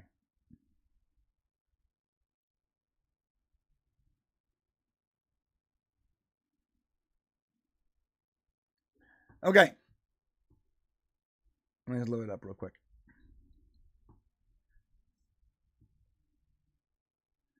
And we're going to wrap with this one, okay?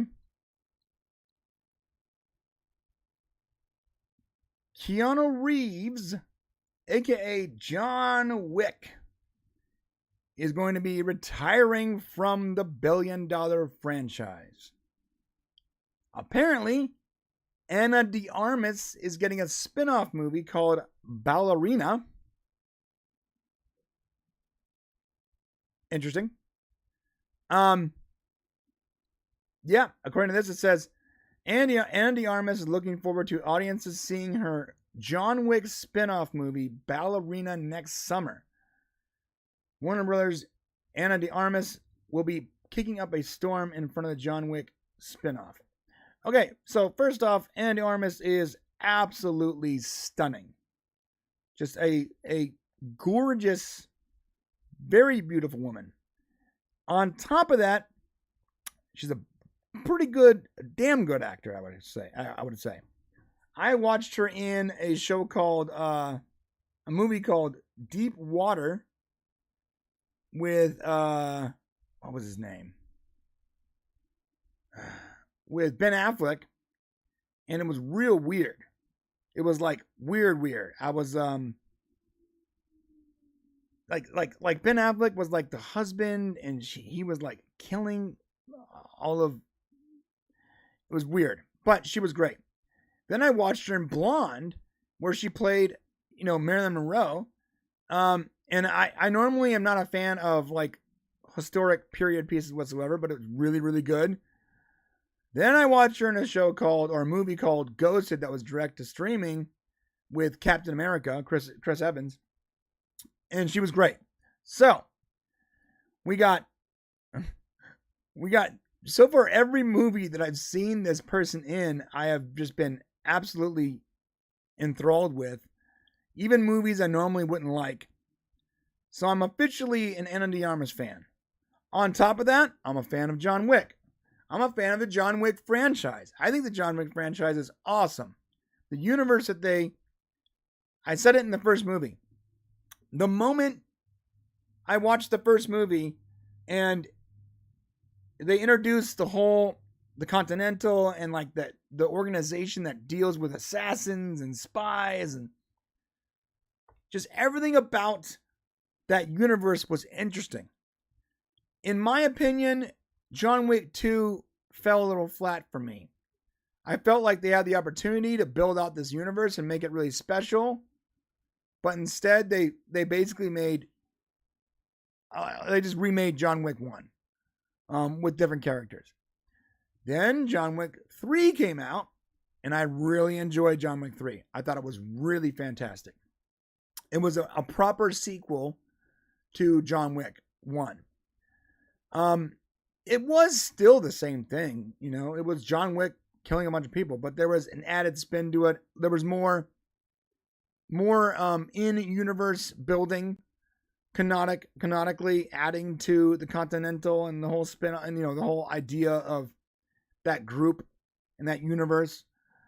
And it was more interesting. So now we're gonna see the ballerina with Ana de Armas kick off and continue. Like, I know they're calling it a spin-off, but is it a continuation of the franchise, but instead of being called John Wick, it's called Ballerina?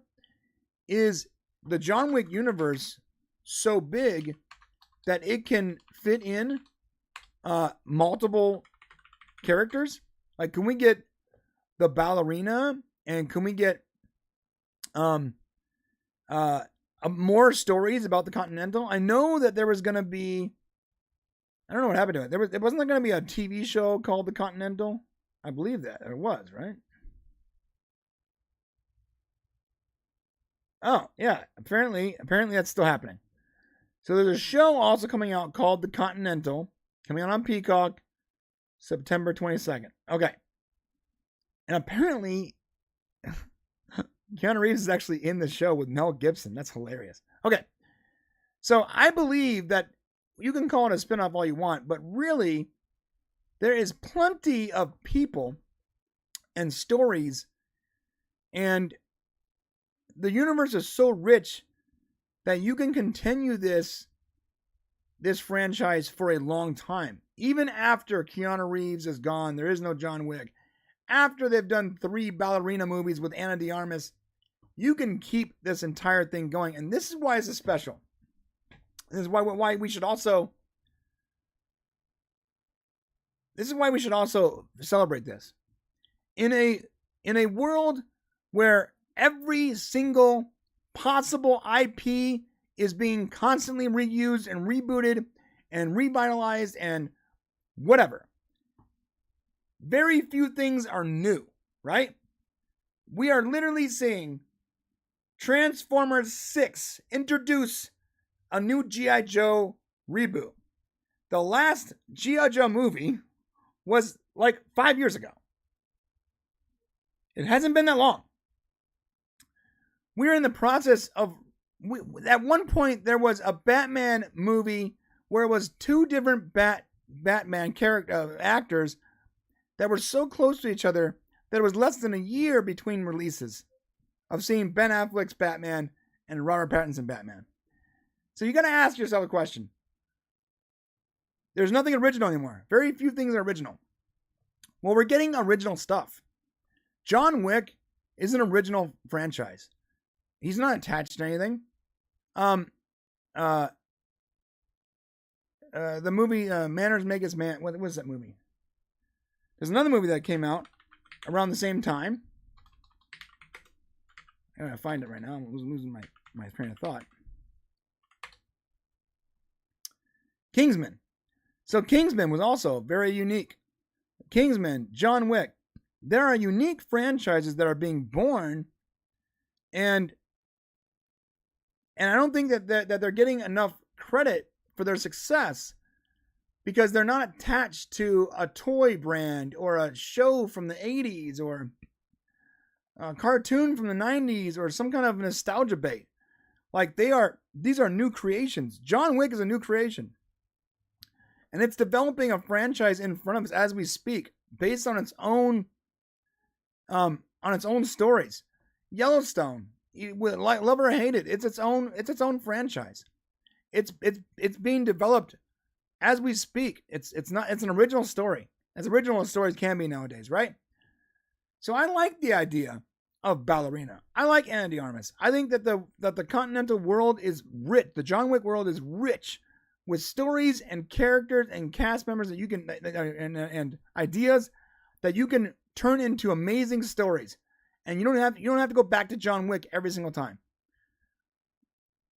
On that note, it's still a little bit of a bummer that Keanu Reeves is going to leave the franchise. I know they can exist on their own, but it would be nice if at the very least we got Keanu Reeves in maybe cameos or some kind of like smaller roles, introducing these new characters in a way, you know? That'd be cool.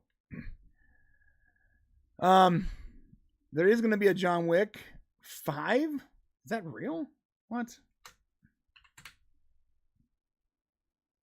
Yeah. So the last movie with Keanu Reeves is John Wick 5, and that'll be done.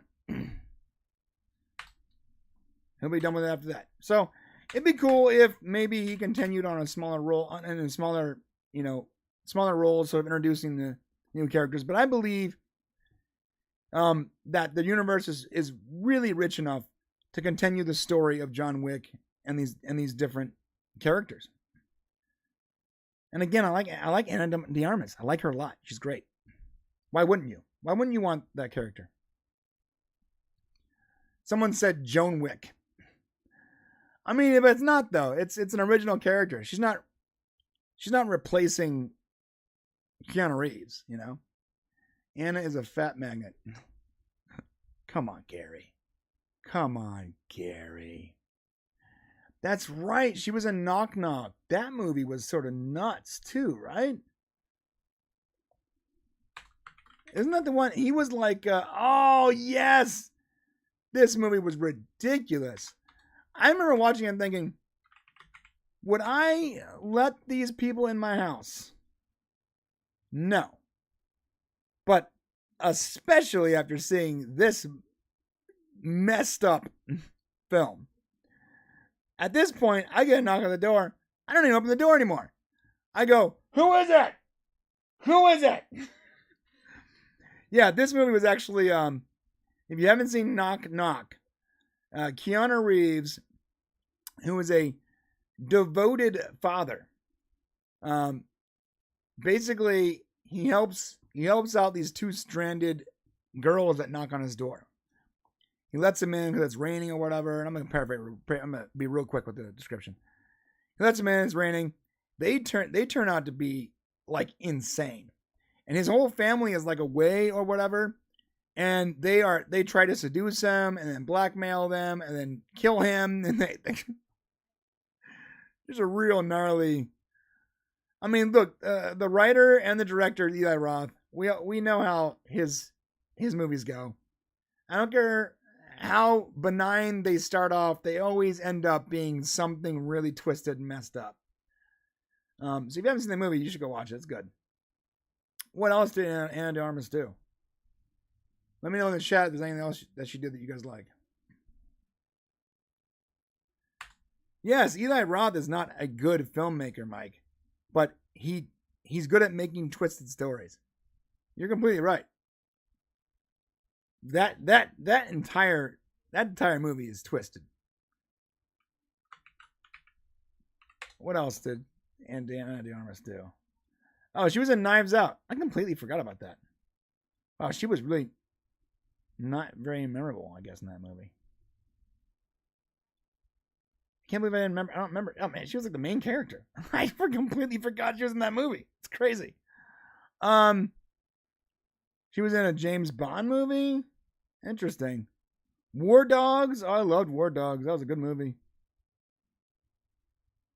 I don't remember her in War Dogs. And she has one of those faces that you certainly won't forget. So it must have been a very small role. All right. Anyways, I'm going to be stoked for seeing her in Ballerina. I think it's going to be great. I think she's going to be great in that movie. Yeah, she was really, really good as Marilyn Monroe. And you're totally right. I did not enjoy the movie on its own, but I enjoyed her portrayal so much, or portrayal so much, that I kept watching. I don't like the creative choices they used in that movie. Like, the way it was shot was real weird for me. I get it. I know that it's a time period piece, but like, you don't actually have to make it look like a time period piece. Like, just make a regular movie, dude. Come on. And Adrian Brody is one of those actors that you love to see in movies, but then when you're watching the movie, you sort of realize that he's not that special. Like, you like him until you're like halfway through the movie and you realize, oh, that's right, this guy's not very interesting. I don't know. It's hard to explain. For me, anyways. It's great when you see his name on a poster or whatever, and you think, oh, this is gonna make the movie better. But he never actually does. He never makes the movie better. It's always just like, he's there, he's doing his thing, he's a decent actor, but doesn't ever add anything to it, except for maybe The Pianist. Like, that's different. But he's got to be the main character, I guess. I don't know. She was in No Time to Die, right? Yeah, it's funny. I don't remember. She was the girlfriend in War Dogs. Ah, that's right. She looked different. She looked way different back then. Okay. Yeah, you know what's funny? If you haven't seen that movie, Deep Water, man, that movie's messed up. It is a messed up movie. There's some messed up movies with Ana de Armas. She's really good at playing characters that you are attracted to, but also have like major problems. That's one of those movies, man. Yeah, I'm telling you, Adrian Brody. I see his name. I see his face on the poster, and I'm like, oh, yeah, Adrian Brody. Then I'm halfway through the movie, and I realize, oh, that's right. He doesn't do anything of value in this movie, ever. Okay. I just watched that show on Peacock. It's called Poker Face? Yeah, I watched Poker Face. Good show. It's about this person that can, like, tell if someone's lying or not. She's a good actress. She's fun. But Adrian Brody plays like the bad guy or whatever in that. And he's really quite good until they totally cuck his character and just throw him out of a building. And it just reminded me when I'm watching that, I'm like, why am I always disappointed in Adrian Brody characters? Like, it's always like, he's getting good. Oh, every time, man. All right, so that's it. How do you guys feel about Keanu Reeves leaving the John Wick franchise, and about the new movie, Ballerina? I don't know if I want to call it a spinoff. Let's just call it a continuation of that universe. Ballerina with Ana de Armas. Hope it's good. Hope it's in the same vein as John Wick.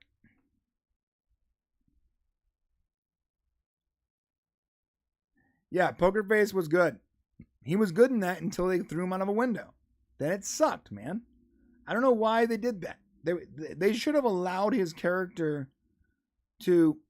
They should have had Brody's character throw the other dude out the window, and then he could have gone after the...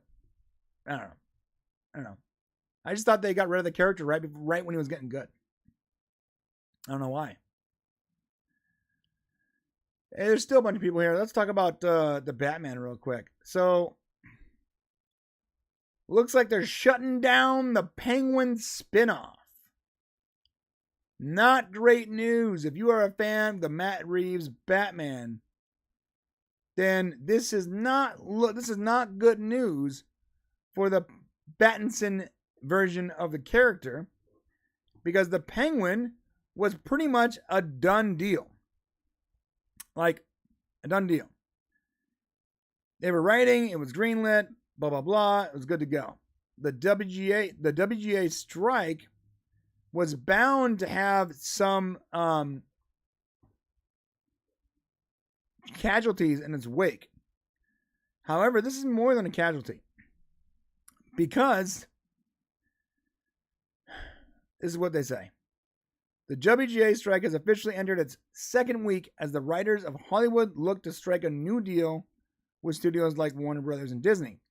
Because of this, a number of titles in the pre-production process have been stymied, whatever, with projects like Marvel Studios' Blade being put on ice. And by the way, that is an understatement. It's not been put on ice, it's been canceled. The actor literally came out and said, "Too bad, I would have loved to have played this character," and he's taking other jobs. That Blade's gone. Blade's not happening. At least as far as I can tell. Blade's not happening. It's also said, this also impacted a number of movies and series in the middle of filming as members of the WGA on production staffs had to picket lines in support of their fellow professionals. Okay, let's talk about Penguin. Writers reacted to the production shutdown on Twitter, hurling DC-infused quips on Twitter like, "Breaking news, we have spoken truth to Penguin. The WGA Dawn Patrol has shut Penguin down for the day. No more folks needed in Sleepy Hollow. WGA strong." So, even though the project was set to start filming, it looks like because the WGA strike, they're using the strike as a reason to sort of halt progress immediately. Seeing as the Penguin has already been written and is in the middle of filming, no one would think that the Batman spinoff would be one would think that the Batman spinoff would be safe from the writer's strike, but that does not seem to be the case. While one day of filming being missed is not the end of the world, if this becomes a regular thing, which it will be, this has the chance of significantly affecting both when the fans see the project and what it looks like, or ultimately, does it even release? One also has to account for the impact of not having writers on the set for the Penguin on the days of filming that are not closed down due to picketers. So, this is the news on that. Going back and looking at some of the social media for Colin Farrell and the other actors in the show, you got to wonder what they're doing if they were set to be working at this time. Why aren't they? What are they doing, right? What is Colin Farrell and Craig Walker, these actors in particular, these main characters, what are they doing during this time? Well, I'll tell you what, Colin Farrell is back at home relaxing, so he's not even working. He's not even in the area where they'd be shooting the show. Craig Walker, completely silent, in fact, is supposed to be starting a voiceover thing. So a bunch of these people that were big parts of the show have seemingly disappeared from production. They just disappeared. They're either doing something completely different or they just took a break and went back home. That's not good news. Now, here's the deal. I don't really care. I didn't want this in the first place. I didn't care about the Penguin. I didn't care about that character. I didn't really like the Batman movie as much as everyone else did. So for me, it doesn't bother me. What does bother me though is that if the doesn't bother me, but what disappoints me is that if the WGA strike can affect something that is that close to production that severely, there's a lot of good TV shows and movies that I was looking forward to, that we were all looking forward to, that are effectively either completely stopped in their tracks Or maybe even the studio might take a second look at them and decide whether or not they want to actually go forward or not with the production. No doubt that the Penguin was going to cost a lot of money to produce. Is it easier to shut it down now and cite the WGA as the reason for icing the entire series and save a bunch of money? Is that more beneficial than continuing with something that may or may not be a home run? You know, I didn't think the Penguin was a good idea in the first place. Like, again, the Batman was barely okay for me, and it had Batman in it. Colin Farrell as a Batman in a miniseries, I just have no interest in that. And I don't think most of the fans did either. And this might give people a reason to look at and say, oh, well, maybe we just don't continue with this. And there's other shows that are going to have the same the same questions going to be asked for sure. Hopefully some of those shows are Starfleet Academy and Section 31. Hopefully they look at them and goes, maybe we shouldn't continue that. And we can blame the WGA strike as the reason. Hopefully.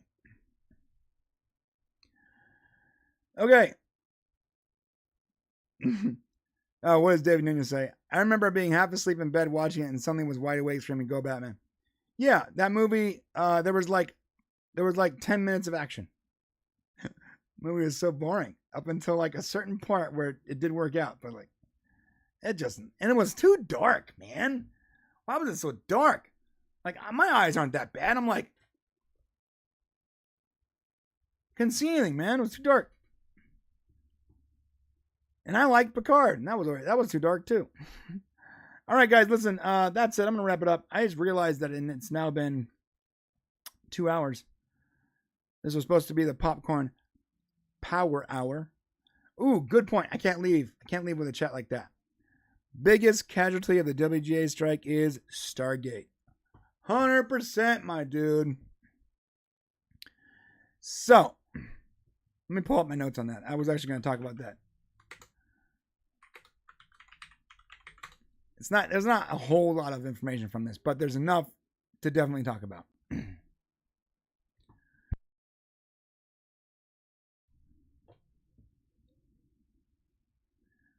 Okay. So, what about the Amazon Stargate and WGA? What's going on with that? Was there an option? Were we getting new Stargate and we just weren't aware of it? Huh? I don't know. What I do know is this, and we already talked about this before. There was some writing going on.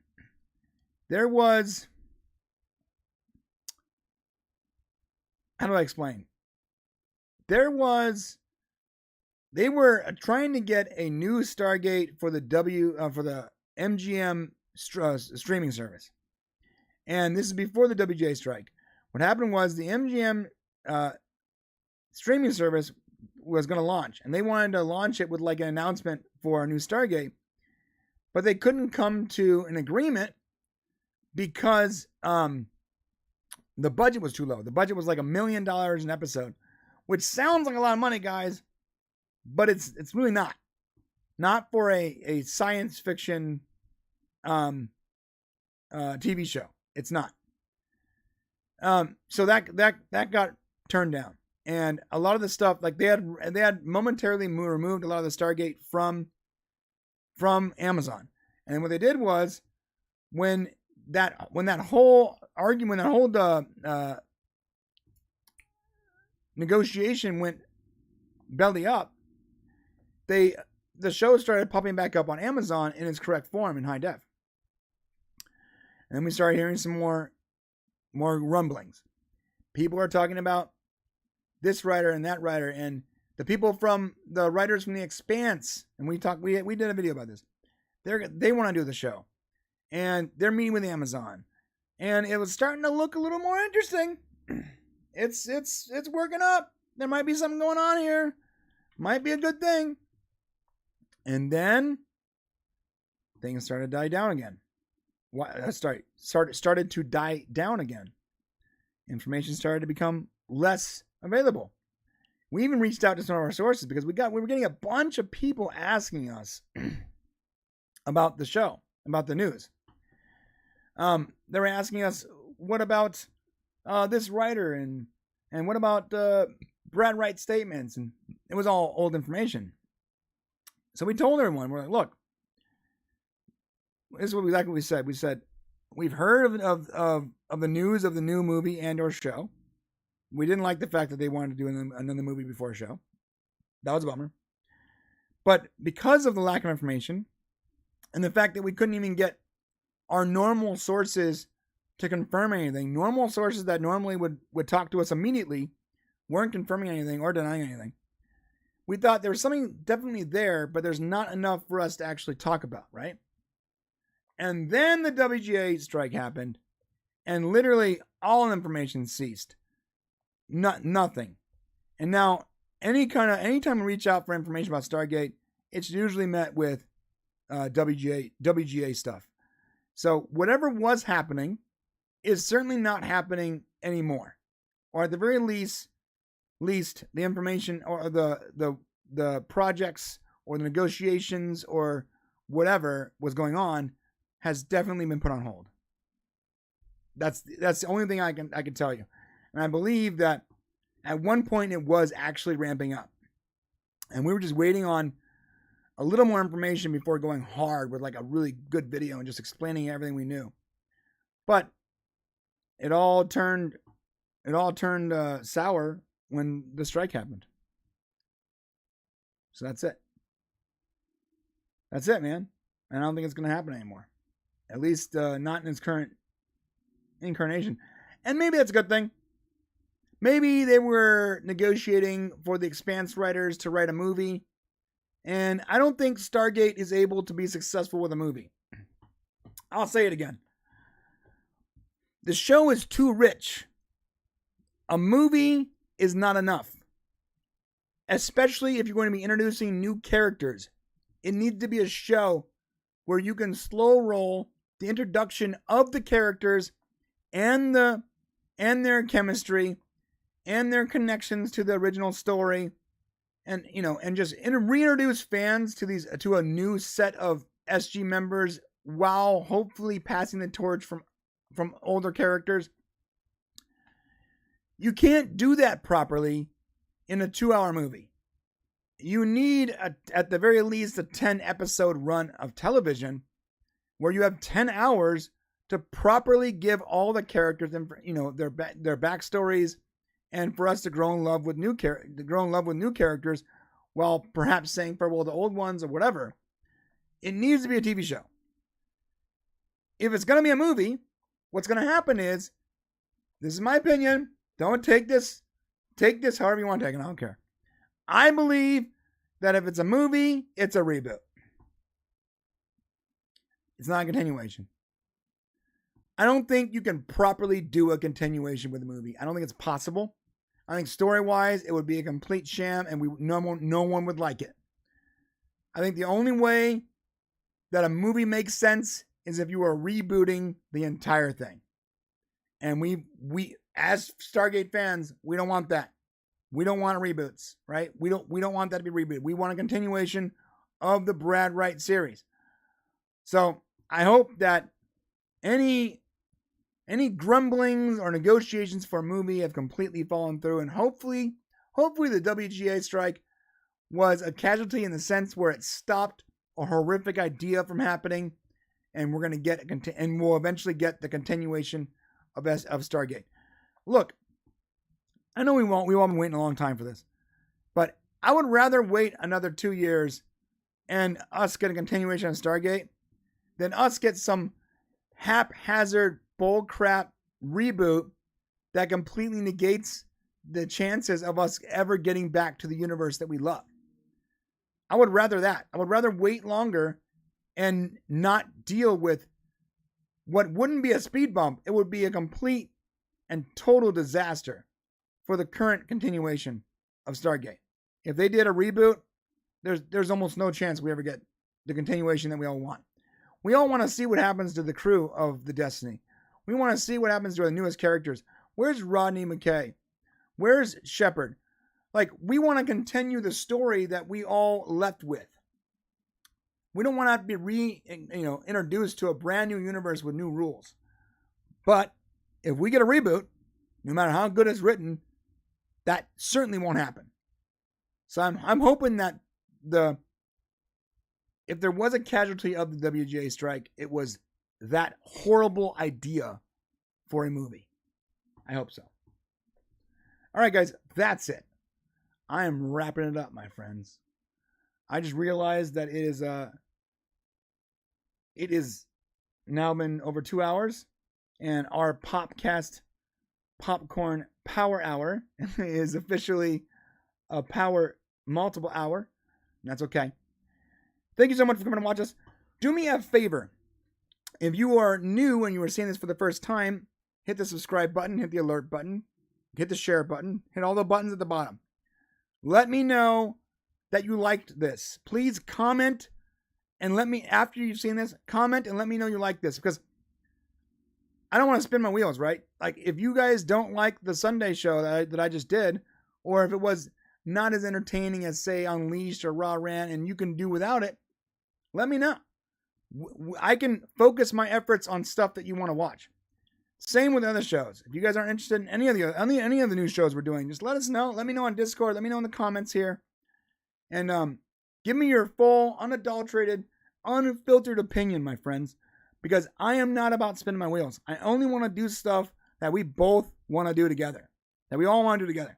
There's no reason for me to waste my time. If I can spend this time on other stuff, if you're not interested. But I'm leaving it up to you.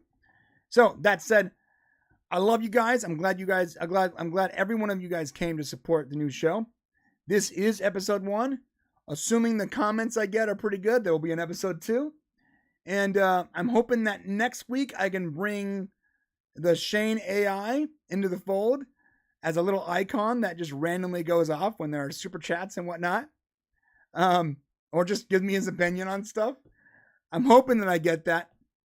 If not, then I'll do something fun. I'll do something with him that's fun. Something, whatever. I'm trying to figure out how to program correctly, because believe it or not, Shane's actually running on a computer back here that you guys can't see. One day I'll show you the Shane machine. It was my original streaming system. And when I built my new one a few years ago, it just sort of sat back there, and Shane would use it when he came over to the studio. Well, when I set up the AI, I just set it up on that computer. And that computer, not being used, has been almost completely, all of its resources being completely used for Shane AI. And it's interesting because it just runs 24 hours a day. And if you look at, I'll show you guys one day a screenshot. If you look at the CPU usage, it's like 98%. I'm telling you right now, it's like, it's using all of the available resources to learn and to create. It's really sort of rad. So if I can get them plugged in here, and it's not a disaster, then I'll do that next week. And then do me a favor. Also, as the week goes on, as you guys find movie news that you're interested in, or announcements or trailers or whatever, as long as it's movie related, in Discord, go to discord.io/the Popcast, or you're probably already in there. And there's a channel called PPH with a little popcorn emoji. Drop it in that channel and send me stuff that you guys want to talk about throughout the week. Even if you just message, I want to talk about the Barbie movie or whatever. I don't care what it is.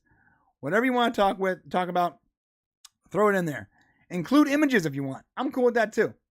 My goal is to make this a fun Sunday for all of us, because the rest of the week usually sucks, right? So let's have a good time on Sunday, and we'll bring in all the other shows on. We'll bring in the rest of the week nice. Start the week off in a fun way with my favorite blockbusters and my favorite friends. That's it, guys. Again, let me know what you guys think, and drop all those ideas in the Discord or on Twitter, whatever, and I will get them gathered up and ready for next Sunday. I love you guys. I think that this has been a pretty fun couple hours. I will not pull the plug, David. Pull the plug on Shane and I have for too late. No, he's my friend. He likes me. He loves me, okay? That's it. I'm going to go, guys. My voice is dropping. Listen, tomorrow, We got Raw Rant at 2 o'clock with none other than Jake McDorman. If you guys don't know who Jake McDorman is, I'll show you real quick. This is Jake McDorman. He was in a show recently called Mrs. Davis, which I actually enjoyed a lot, and another show a few years back called Limitless with Bradley Cooper. Really good actor, real fun guy. He's coming on the show tomorrow at 2 o'clock, so please do not miss that. And that's it. I'll see you guys tomorrow. Thank you for subscribing. Thank you for your support.